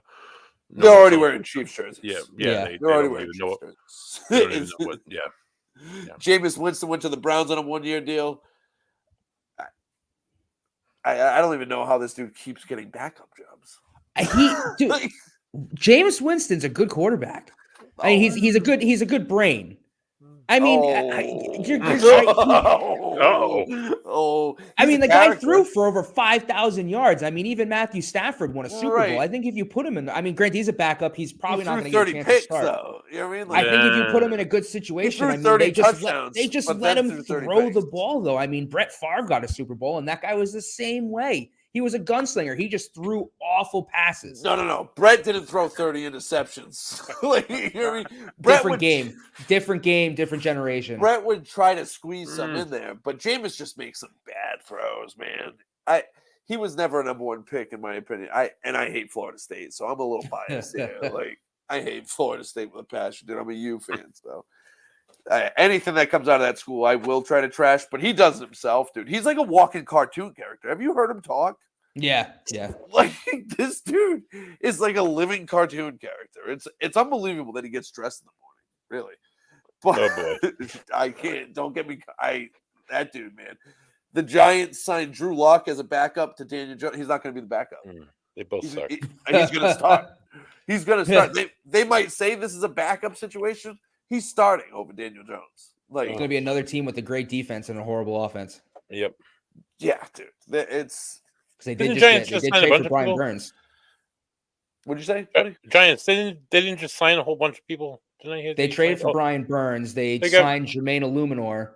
But Barkley went over to the Eagles. So yeah, they're more depleted than they are. In my opinion, anyway, they're more depleted than they are. Well, that's always fun to watch either way. Yeah. Another move that I thought was like amazing and somehow quiet was the Bengals trading Joe Mixon for a 7th rounder. Now I'll say I can't stand the dude. I think he's an awful human being, if we're being perfectly honest. But I mean, the talent on the field is way more than a 7th rounder, man. Right. Oh, like I know they were going to cut him, and this probably saves them some kind of money on the cap because they traded him instead of cutting him. Right. But a 7th round pick, you could at least get a 3rd or a 4th for him, like at the very minimum. Well, I mean, I guess not if they, you know what I mean. But like, you think that they'd get at least a 5th, maybe. You know. Yeah, he's still a very good running back. Like, he's a very good running back. Yeah. Like, he helped me win $600 2 years ago. Aaron Jones signs with the Minnesota Vikings, breaking the fucking Packers. I love the narrative that, what a gut punch for Green Bay that Aaron Jones went to the Vikings. And I mean, they did just sign Josh Jacobs, so I don't know how much they're really going to miss Aaron Jones. So they didn't want him. Exactly. They released him and they signed Jacobs right away. Yeah. I mean, what is this guy supposed to do? You know what I mean? Like, what? Now, I don't know what they're going to do at quarterback. Would they sign Sam Darnold? Sam Darnold today, yeah. That can't. They'll probably look to trade up. Maybe go for Penix. McCarthy's getting a lot of hype now after the combine. There'll be guys. I can see Bo Nix going to Minnesota. Yep, there's another one. That makes sense to me for some reason. I don't. McCarthy's been low in a lot of the draft picks. I noticed a lot of they're saying they'll go like 25, 26. That's I don't know if a national champion you would expect him to be a little higher. I thought, but I think it's his age though, isn't it? Oh yeah. I'm not big with college football, but I think he was an older. He's an older prospect, right? No, this class is typically older than it usually is because Caleb Williams is I think he's 22. Drake May is like 24. I think there's a few guys that are like older than what typically is. Usually you get the 21, 22-year-olds. Not there's Stenson a lot of Bennett. Not Stenson Bennett old, but no, that dude played in college forever, dude. But I think Penix is older. Bo Nix is obviously older because he spent some time in Auburn and then went to Oregon and had 2 good years or 3 good years, whatever it was. And I don't know, man. I don't like Bo Nix, but he's moving up a lot of draft boards. Yeah, he is. He's moving up a lot. Apparently, had a strong pro day today too, or yesterday, whatever. I think it was today, but I don't. I feel like if you have a bad pro day, you're fucked. Yeah, because it's literally set up for you to look good. Yeah, you know what I mean. Like, it's a good point. It's like perfectly set up for you to look good. JJ McCarthy. I think the big question is Michigan didn't utilize him to throw the ball a lot. They ran the ball. They were more physical. That's how they wanted to play. Like, JJ could make big throws, and he made big throws, but he didn't have like the great passing stats, and that's what people are scared of. Like, Jim Harbaugh is saying, "Oh, well, if he was able to throw the ball, he would have passed for just as many yards." And everybody's asking, "Well, then why didn't you throw the fucking ball?" Right. Like, if you could have, if he's that quarterback, why weren't you throwing the ball? But I mean, they do have like CJ McCollum and all that, so like their running back rooms were tremendous, dude. So Austin Eckler is signing with the Commanders on a 2-year deal. He's basically going to be the offense. That was the one that made no sense to me whatsoever. What purpose? You're going to a team that doesn't have a quarterback, doesn't have an offensive line, has really nothing on the outside for weapons. I don't think the money wasn't that high. I think it was 3-12 or 3-14, something along those lines. It wasn't a lot of money. That one was a head scratcher. But it's 3 for 11. Yeah, so New England got Gibson for 2 for 11. Like, it just doesn't with incentives. That's not even guaranteed. You know what I mean? Like, that's crazy to me. Like, I don't. They're gonna obviously they drafted 2 right? Who's got 2? Yeah, they do. Mm-hmm. So no, it is is Washington second. Yeah, it is. Chicago. Oh yeah, Chicago, Washington, Patriots, and then I stopped caring after 3. So they're probably going to take Jay Daniels out of LSU. I would think, unless they fall in love with Drake May. I hope they do.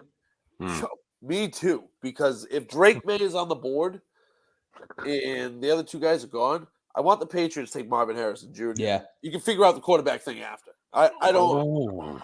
Yeah, so who's getting? That's not a kid you take. Like he's just. When are we going to learn that ACC quarterbacks aren't good? Yeah, like Daniel Jones, like that dude. But there's like a long list of these guys that have come into the NFL and just flaked because the ACC has no competition right now. It's a dead conference. The SEC has the SEC and Big Ten have all the competition. So with the departure of Mac Jones and Zappy's out as well, right? Not yet, but Zappy might hang around because he's a yes guy, and I think they want they'll probably keep a quarterback on the roster who's familiar with. So are you guys like jumping on the whole Justin Fields? Fields. I would like Justin. All right, so if my choices are Drake May or Justin Fields, you can give me Justin Fields. Like give me Justin Fields all day. He's tested, right? And I don't think he's. Played. If I'm Chicago, right, and now I think Caleb Williams is probably like a generational quarterback. Like I think he's that good. Yep. But if you're Chicago and you can get a haul for the 1 pick, and you already have your quarterback, why not? He's been, you know what I mean. It's not like he's had a real fair shot. That offensive line was trash. Like they were trash, and their weapons weren't great. Like you could go, you know what I mean. You don't even have to move away from 2 or 3. You know what I mean? Like one of those teams will give something up for it. Like, true. It's even just to move 2 spots, you're going to get another first rounder and maybe a second or a third. Like, you're going to get a good haul. You'd rather you're on the Marvin Harrison Jr. train. You're on that side. He's a good catcher. He's a good runner. Dude. Because I think I don't think Drake May is worthy of a top pick. I don't think he's like that impressive. No, at that point you trade back and try to get Penix or Bo Nix and hope that they can develop while Jacoby Brissett starts. Or you take Marvin Harrison Jr., like a generational talent, and then you take a kid in the second round because there's a few quarterbacks in this draft. You know what I mean? Like, or you play this year out with Jacoby Brissett and you try your luck in next year's draft. Well, I think they have to take a quarterback, regardless of who they take. I think until they have they're going to draft their guy. They have, They're going to draft. Whether it's the first or second round, it's probably going to be the first round. Fingers crossed it's Daniels. I would love to see what that kid can do. I've been dying ever since, and this is one of the biggest things that's killed me about New England. Post Brady, I will never live down the fact that New England had 2 picks at the end of the first round. This might have been I'm not going to pretend I know what year it was. Might have been 2019. They took Isaiah Wynn and Sony Michel. They had 2 chances to draft Lamar Jackson, and they also took the other running back from Georgia, not named Chubb. Yeah. And now this is revisionist history, and it's always hindsight's 2020. But I mean, imagine if they pick Lamar, and the thing with Lamar Jackson is they had him in the building. Yeah. McDaniels was salivating over Lamar Jackson. Yeah. So it's not like it's like, oh, if only. Like, no, they somebody wanted him in that organization. Like, it's not like, had they known, they knew. And then when you look at the running back situation with Sony Michel and Nick Chubb, like they were scouting Georgia running backs. They just picked the wrong one. I'm horrified that one scars me. So I'm scared, but I'm praying for Daniels. I've been dying to see what a mobile quarterback can do. Just in New England, obviously it's going to be a different system, but I want a guy who can escape the pocket and make plays, but not necessarily at least not exactly Lamar Jackson now that we see what he is, but someone that can at least emulate something like that. Something like what Mahomes can I would love a Lamar Jackson. I think I just want a better arm. I want a better arm, and I don't need my quarterback to be the running back. I just need him to be able to run. You know what I mean? I think I want plays extended. Lamar's arm is better than he gets credit for. Yeah, but his arm's fine. I guess it's a decision making. I don't think he can put things on a dime as well as people want him to believe. He's got a strong arm, but I just don't think it's as accurate as. I don't know. I watched that dude make some throws this year, and it was. I mean, he failed in the playoffs, but that Chiefs defense. Well, I think that's the reason the Chiefs won the Super Bowl this year. Their defense would. Their defense would. Right. I mean, it was top 5 defense. Yeah, and Pat Mahomes said it. He even said it. He was like, "This, like the defense won the Super Bowl." Yeah, he said if they're going to win this year, they have to rely on the defense, and the offense has to do just enough, which is crazy. But it works. But Mahomes also in that Super Bowl he made a lot of plays as well. So it's the same thing that happened with New England when you get a good enough defense, and you have one of the best quarterbacks of all time on your offense. It doesn't matter what the offense looks like around him if that guy can elevate, and that's what Mahomes does. Right. So it's. I mean, this league is still the Chiefs league until someone else says otherwise. And they just re-signed Chris Jones. Like, he's not going anywhere. They're just going to keep getting better and better. Like, I was kind of hoping they'd go after Mike Evans, to be honest. I thought they were going to, but Mike didn't want to leave, apparently. No, yeah, him and Pittman, they all signed early. So I'm a surrogate Chiefs fan. My father-in-law is a big Chiefs fan. He's been a Chiefs fan for decades now. So I rooting for him since, I need something to keep me happy and invested during football season with where we're at right now for New England. But jokes aside, I was hoping that am hoping they have something up their sleeve. Maybe they go after T. Higgins. Maybe they're the dark horse in the Calvin Ridley sweepstakes because supposedly there's a dark horse out there and he still isn't signed. I don't think they're a dark horse. I think they've been pretty open about wanting him. There's been a lot of stories saying that they're going hard at Calvin Ridley. They need somebody on the outside opposite of Rashid Rice, who clearly showed that he's a capable top 2 wide receiver. But I mean, MVS killed them. Nicole Hardman, it's great that you managed to get open on that little hitch, whatever they call that hunky-dory play that won won in the game at the end of the in overtime. But I mean, Patrick Mahomes. I don't think there's any way the Bengals trade T. Higgins to the Chiefs. I don't think there's a way they trade him at all. I mean, he's franchise tagged. There's nothing he can do besides sit out, and I don't see him sitting out and purposefully ruining his chance at making more money in the future. But do you want a guy like that in the locker room if he's like that hard on about leaving? You want to get rid of him. There's going to be a team that'll trade. That Bengals team could still win a Super Bowl. I mean, they were in the Super Bowl 2 years ago. As long as Joey B's Joey B, as long as he's still healthy or stays healthy, I guess. I think Joey B's probably top 2, top 3 quarterback in the league when he's healthy. That dude's filthy. Yeah, he's good. He's unbelievable. I wish the Patriots had a guy like that. Like there's like a ton of young quarterbacks in the league, and I'm just afraid that the Patriots are going to take the wrong one. Oh, more than likely they're going to take the right. I mean, history will tell you more than likely New England's going to take the wrong quarterback, and it is what it is. I've said it as a I'm 32 years old. Realistically, as a Pats fan, I know nothing but winning and greatness, buddy. And as a sports geek, I love team building. So I'm privileged to be able to say that, like, thankfully I've seen 6 Super Bowl wins and seen 8 Super Bowls with my favorite team in them. Yeah. So, I mean, if we have a period of time where we're just kind of like roster building and who can we draft and who can we add and who's coming and how's the defense looking, I'm okay with that because, I've seen it and now we get that chase and, maybe it never happens. Maybe it happens next year. Who knows? But I'm happy with what's happening now, especially with the turnover in the front office. I'm just glad that it's no longer, we're watching the greatest coach of all time in air quotes sabotage a team from the inside. I don't think that's the holy Nikes. I think everybody trying to say that this guy can't draft, like, isn't giving him credit for everybody that he's actually drafted. Like, it's remarkable. That defense is a top 5 defense in the league. He took a quarterback because Robert Kraft wanted Mac Jones. You know what I mean? That's been the story from day one. I don't think anyone's The only things he's had a hard time drafting are quarterback and wide receiver. And the issue with the NFL these days is that's what wins you games and championships, or maybe not necessarily championships, as we saw with the Chiefs. Did he? But the two most important offensive positions he's just never hit on besides one guy. Did he not draft Tom Brady? But that's kind of. I said one guy, and honestly, was he? Well, I won't go down that road, but yeah, that was him. I mean, if that's Deion kind of a Branch big is one your to get right. Right.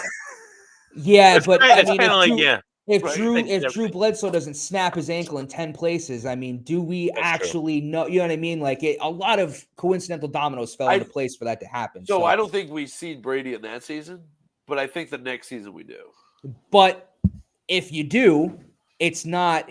I mean, again, revisionist history, so you never know. But if he doesn't start that season, who's to say that the next season, if he does come in, or the season after that, if he does come in, if it's the same results? Do we see him win a championship? Do they go back to back? Is the defense the same? Is the offense built the same? We have no idea. Right. It was so circumstantial and so coincidental that, I mean, I'm not going to necessarily knock Bill, but if you're a Pats fan and you watched what he's done since Brady left, you have to question whether he's senile, whether he secretly hated the Crafts, or if he just was like, I'm done. I don't care. I just want my boys around me, and I really don't give a damn how well this goes from here. So I think he was trying, but I think that the Crafts were starting to get more say than he wanted, and more than we know. It probably started with Mac too. I think it even started before that, because they wanted Jimmy G back. Like they never wanted to trade Jimmy G. You know what I mean? Like Belichick was like, "Yo, let's keep this guy." Like, yeah, and he trades him for a second. Trades him for a second to San Francisco instead of a first to Cleveland. Because Kraft stepped in and was like, "Brady doesn't want him here. We got to get rid of him." And it's like, all right. And this documentary that they're doing, me and Buddy were talking about it before. It's a fucking hit piece on Bill Belichick. Yeah, it really is. Yeah, it is. It's produced by the Crafts, and they're doing nothing but trying to sabotage this dude to make him look like an asshole. Well, especially the Aaron Hernandez episode that came out. They basically painted Bill Belichick as the murderer. If I haven't watched it because I from what I've gathered, I just don't need to watch. It's not what people thought it was going to be, and it's more breaking down the dynasty almost than it is just kind of highlighting what happened. But from what I understand from listening to sports talk and hearing breakdowns of it, I mean, they almost basically said Bill Belichick killed Odin Lloyd. Like it's basically the route they went down, and it's unequivocally false. I'm not going to drag the guy like that. It's bad. Crazy. It's bad when NFL Films is saying that it's bad. Mm-hmm. Yeah, you know what I mean. NFL Films is like, what are we doing? Like, and they never say anything about anything. Like, when's the last time you ever heard of NFL Films coming out against the documentary? Doesn't happen. You know what I mean? Yeah. Like, it just doesn't happen. And it just, I don't get the sabotage on the way out. It's kind of now seemingly it would be the Kraft way, because he did it to Parcells on the way out, which Parcells dug his own grave there, but Kraft piled on.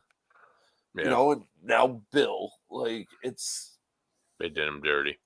It's going to be weird, and I know that he was mad that Brady left and all that, but you can't treat the guy like this. Like, that's not how you're supposed to treat the greatest of all time. Like, that dude gave us 23 years of success that nobody in the NFL has ever seen, and to kick him on the way out. That's the Boston way, though. I don't like that at all. What did the Red Sox do to Terry Francona? Yeah. Boston Globe hit piece about his what was it, like painkiller addiction or something? I mean, it's the Boston way. I hate it. I hate it. Like, there's no need to do it to Bill. No. Ever. I don't understand what they're gaining out of it, but it'll be interesting to see how much power Jonathan Kraft has and how much he lets Gerard Mayo make decisions. I don't even want to think about that. I don't want to think about it. The story's coming out now is that he's got his finger. Yeah. He's got final say. Why is Jonathan Kraft have final say? When you guys told me that we were going to have football people make football decisions, and now you have Jonathan Kraft. Like, he's a businessman. That's it.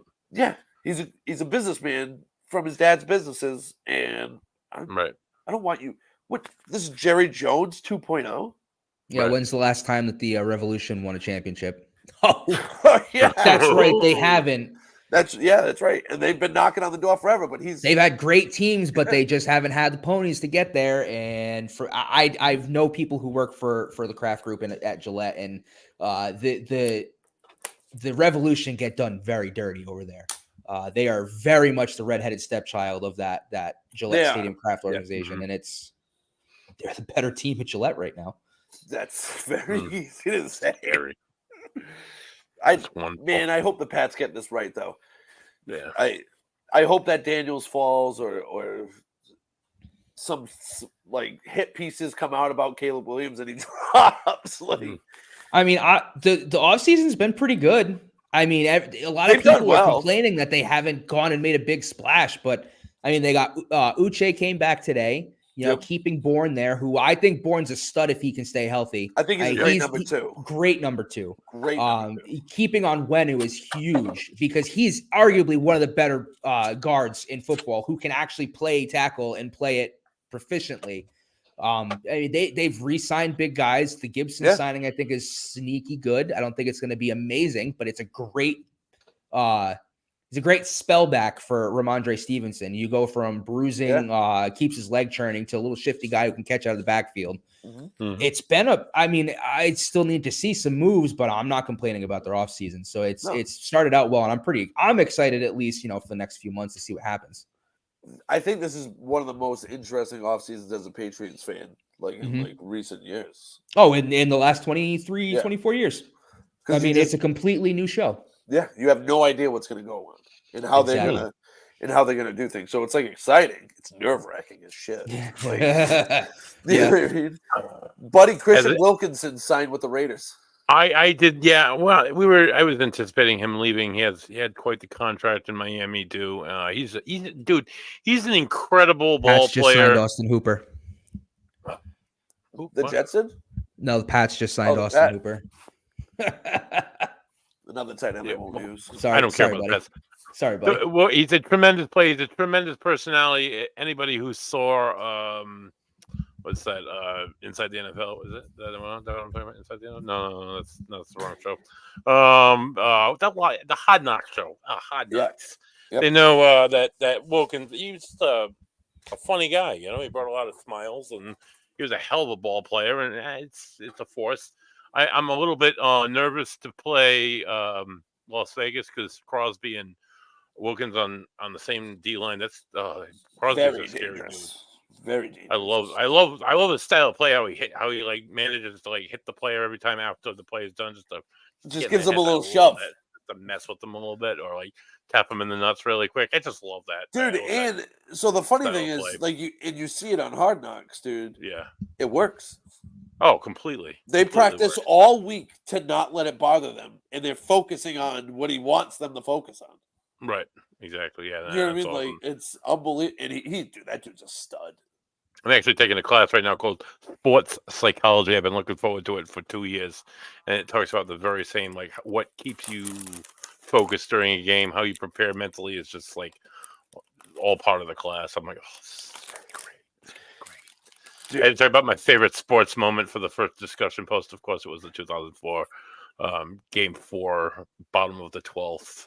Big Papi hitting the home run, to force Game 5 and force that lump of turd known as the curse of the Bambino from my asshole and out into the toilet. I'm surprised you didn't pick a Dolphins Super Bowl. Dolphins Super Bowl. No, I wasn't alive. I've never. The last time they were in the Super Bowl, I was so young that I don't remember. But right around the same time, I do remember the Bill Buckner ball going through the legs. Everybody getting up, swearing, throwing beer cans at the TV. Behind the bag. Oh my God, dude! Just your stupidity. What do you think the Dolphins are going to do? You think they're doing anything? I hope they make it a little further. I have a lot of faith in our coach. Miami Mike is I love him. He's young, he's full of life, he's full of spirit, he's a smart coach. Honestly, before Miami Mike came to Miami, while I said tank for Tua for the entirety of the year 4 years ago, I have not had faith in my quarterback for the first 3 years of his career. He's just been shaky, he's thrown a lot of interceptions. He hasn't been everything I thought he would be. And then Miami Mike comes to town and he learns how to throw the ball quicker and more accurately and throws far. He threw far less interceptions this season than he did last or ever. So he's more confident. He's just better. He's a better player. I wonder why. I think McDaniels calls the perfect plays for Tua. You know what I mean? Like those short routes and like the intermediate routes are right up to his alley. Like, and you wonder why. And it does have a huge part to play with a certain wide receiver who might nickname themselves after a wildcat of some sort. I don't know. It might have something to do with Tyreek Hill. It definitely does, because I've seen. I watched some where Tyreek comes out for a play, like that Baltimore game. I was in Baltimore, and that was the first quarter was beautiful, but like you could see it. They take Tyreek out, and he throws an interception. It's like it was just not shaky. That's a security blanket. He needs more security blankets that he can rely on, like Tyreek Hill. And well, I think Hill just takes Hill just takes the top off the defense, and he puts all the DBs on their heels. And it's why Waddle's been so successful. Yeah, Waddle's really good too. I'm really happy with Waddle, but every season's been over 1,000 yards. What do you think about Jordan Poyer? I don't know. No, I'm not sure. Hell of a safety. Yeah, hell of a safety to pair with Javon Holland. That's true. Are they losing Ramsey? No, I think we're holding on to Ramsey. Ramsey. They restructured. I think they restructured his deal, if I'm not mistaken. I'd have to look it up, but their secondary is going to be. They're going to be a good team. Very outspoken. That's unbelievable. The Dolphins will probably take the East because the Bills' defense has been gutted this offseason. Yeah, nice to see. The Bills. I can't wait to watch them fail. I hate the Bills. Big Fangio. I hate Josh Allen. Mm-hmm. I love Stephon Diggs, just not with the Bills. He's a diva. I hope he shoots his way off that team. Punchable face. He does, dude. He does. Got a real punchable face to me. That's it. I mean, my boy Aaron Rodgers is coming back, so I mean, it doesn't matter. That's division. Watch what happens. I don't know. I was so thrilled when he went down play 4 last year. That's rude. That's rude. I'm sorry, Aaron. That's rude. That is. But it was such a relief. It was poetic. I'll say it was poetic. If you're no, it wasn't. If you're a Jets fan, it was so Jets that it was almost unbelievable. Mm-hmm. I mean, because that if you look at how this season went, that Jets team with Aaron Rodgers probably wins the Super Bowl. Yes. Yeah. I mean, like they probably at least make it to the Super Bowl with that team. Breece Hall, Garrett Wilson. I mean, that line, the defense. 4 plays in, pops his Achilles. I mean, that's so Jets that it's unbelievable. And it does benefit them in the long run because now they're they're picking right in the heart of where they need to be because they're going to take an offensive lineman. They're going to get their pick of one of the better offensive linemen in the draft. Yep. They might not get the number 1 or 2 guy, but they're going to get a really good offensive lineman. They need a left tackle. Becton's not it. He's just not it. No. You saw that in the preseason Hard Knocks where he was getting torched. He just didn't know how to respond. Yeah, and it's they could go out and sign Bakhtiari, Juwan Johnson. I could see. I think it's Bakhtiari just because he's Aaron's best friend. That's a good point. You know what I mean? That's Aaron's best friend. Dude. Who else does he want covering his ass? Right. And Bakhtiari, when he's healthy, is one of the best offensive linemen in the league. And that's definitely an Aaron Rodgers move. I mean, how many friggin' former Packers did they sign to that team before he even agreed to go? Or the trade went down, the whole thing. Yeah. And I can't wait to watch him play because I didn't get a chance to watch him this year. I'm a very big Aaron Rodgers fan. Oh, of course you are. I love him, dude. I think he's tremendous. And I think he's such a personality problem. He's not. If you watch him, he's not at all what he's painted in by Sports Center. I don't know. At all, dude. Misunderstood, I think, a good word to describe him. Really? Yeah, he really is, dude. Because people paint him as some disingenuous fool, you know what I mean? Who thinks arrogant, he's smarter than he is, but he doesn't. He really doesn't. And he's just kind of he's kind of a hippie, dude. And AJ Hawk, who's been his best friend since he got in the league. Was saying the same thing. He's exactly who he's always been. He's just a hippie that can throw the football better than anybody's ever thrown a football. But there's more to life than just football, and he just says it out loud instead of keeping those thoughts inside. Mm-hmm. You know what I mean? I think there's a lot of guys that feel that way, but I think he just says it. Yeah. Oh man, my man crush on him is serious. I can't embrace it, especially because he plays for the Jets, man. It's one of the worst teams ever. Yeah, but he just got there. You know what I mean? He played for the Packers. Fix the football field. At least like Pep went down the same thing. Just fix that damn field, dude. So do something about it. I don't know. They got to get rid of turf. Yeah, I think it's the players want grass. Just give them grass. I don't understand what the big holdup is. Who cares? I just think it's guys are too big, too athletic, too strong. It's the same thing with baseball. Like Aaron Judge is dealing with an abdominal issue. The guys are just athletes are just too big. They're too big for the sports. There's a certain point where at a size and a weight that your body's just not going to be able to withstand the abuse. I mean, look at Dre Greenlaw. He was running onto the field and popped his Achilles. And that could be a freak injury, but I also think it has to do with, I mean, he's a big dude. He's a big, heavy dude who's agile. I mean, he's one of the best. I don't know I can't remember if he's an edge rusher. I'm pretty sure he's a linebacker though. But one of the best one of the best front seven defenders in the NFL. Yeah. Opposite Achilles just running onto the field. It's a tricky slope for a lot of athletes. Probably something that he's done a million times. I would assume he's ran onto the field a million times. Like it was just like crazy. The way he jumped up and then just ran on the field. You can tell that's like what he does every time he gets on the field.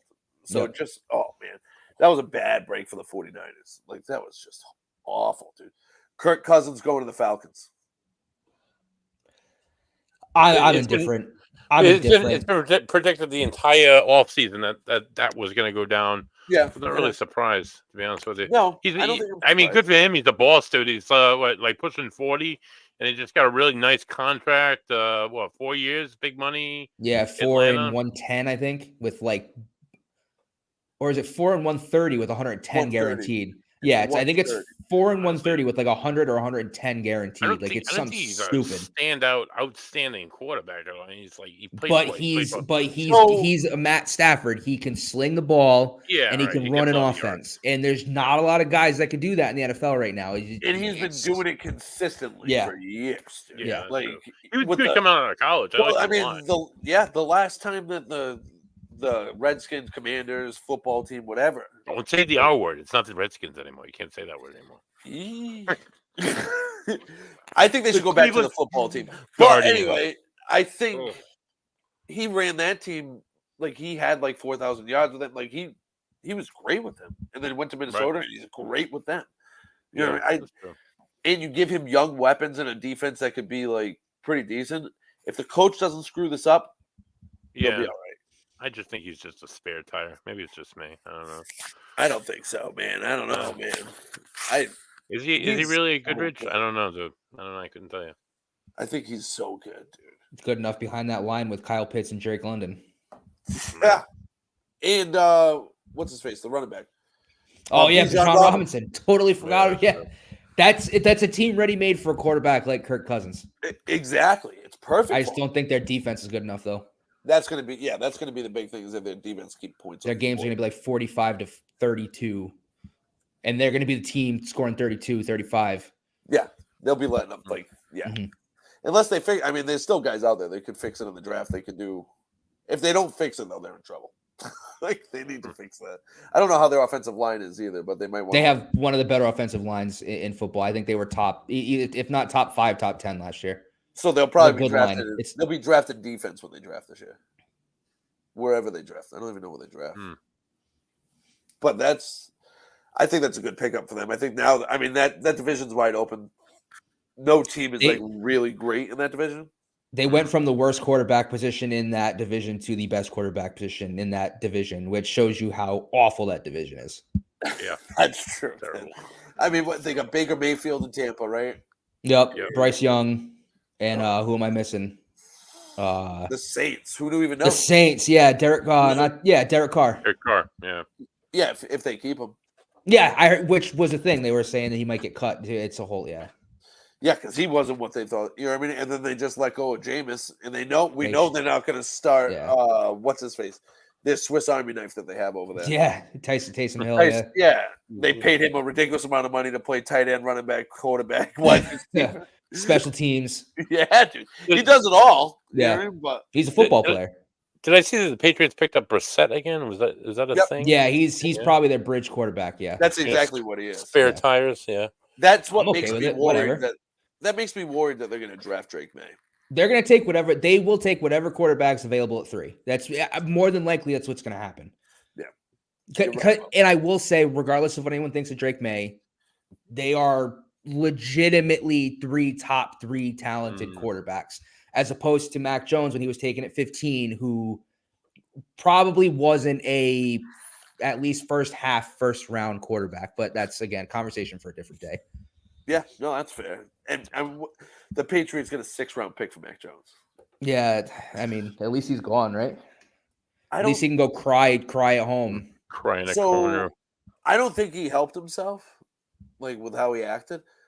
I don't think it's close to all his fault. No, he was put in an awful situation, but you can also rise above that situation and make yourself look better too. I mean, he didn't do himself any favors, and honestly, you know, he might still be on the team if he handled it better. But I mean, that was his MO in college, that he was a little Johnny McEnroe, a little tennis, you know, rich, spoiled kid. And he surely acted like it. So I would assume no matter who it is, regardless of what happens to you or what you get put in, what situation you get put in, I mean, you got to have a little bit of professionalism. Yeah. I just think, man, after Josh McDaniels, and he had a decent year that year, I don't think it was as good as people like remember it to be. He had like a good stretch where they won, I think, 4 in a row, and he like had like good games. Yeah, they had a bye after I think the Bills game, and it all fell apart. But again, he was a rookie, so it's like, you know, you take the good with the bad, and he had a lot of upside. And then they had Fat Trisha and Joe Judge calling plays. And dude, Matt Patricia wasn't even a good defensive coordinator. He had a nice beard. He was an all right defensive coordinator. Was he? Because of the they won a Super Bowl with him as a defensive coordinator. So, I mean, I'd say he was at least okay. I don't know. He did destroy the Eagles last year, though, which I think is low-key hilarious. But but the Eagles destroyed him in the Super Bowl, and he gave up the most yards and points ever allowed in a Super Bowl when they lost. Brady I'm just game, and then he got torched by Big Dick Nick. Giving him a little bit of flack. I mean, Bill tied an arm behind Patricia's back by not letting him use their best cornerback. But again, but people are acting like Malcolm Butler is Stephon Gilmore. You know what I mean? I mean, it's better than who was that hack from Detroit that they had out there? I forget the dude's name, but I mean, he could have at least potentially stopped a couple catches that led to a touchdown that could have. Malcolm Butler wasn't good that year, though. He wasn't like great, I don't care. You know? He was still your number 1 corner, and to leave him on the sideline for an entire Super Bowl because you have to show that you're above everybody else on the team. And again, going off the rails, different story for a different day, but. I think Matty P as a defensive coordinator was a little bit better than people give him credit for. But when you're calling offensive plays and when you're calling offensive plays and each one ends with an upward inflection as if you're asking a question because you're not sure, you've probably got problems. Yeah. Right. And then they bring in Billy O, but don't change anything on the offense. Yeah. They get worse. Somehow got worse than when they had Matt Patricia. I mean, they had no offensive line. Their offensive line sucked.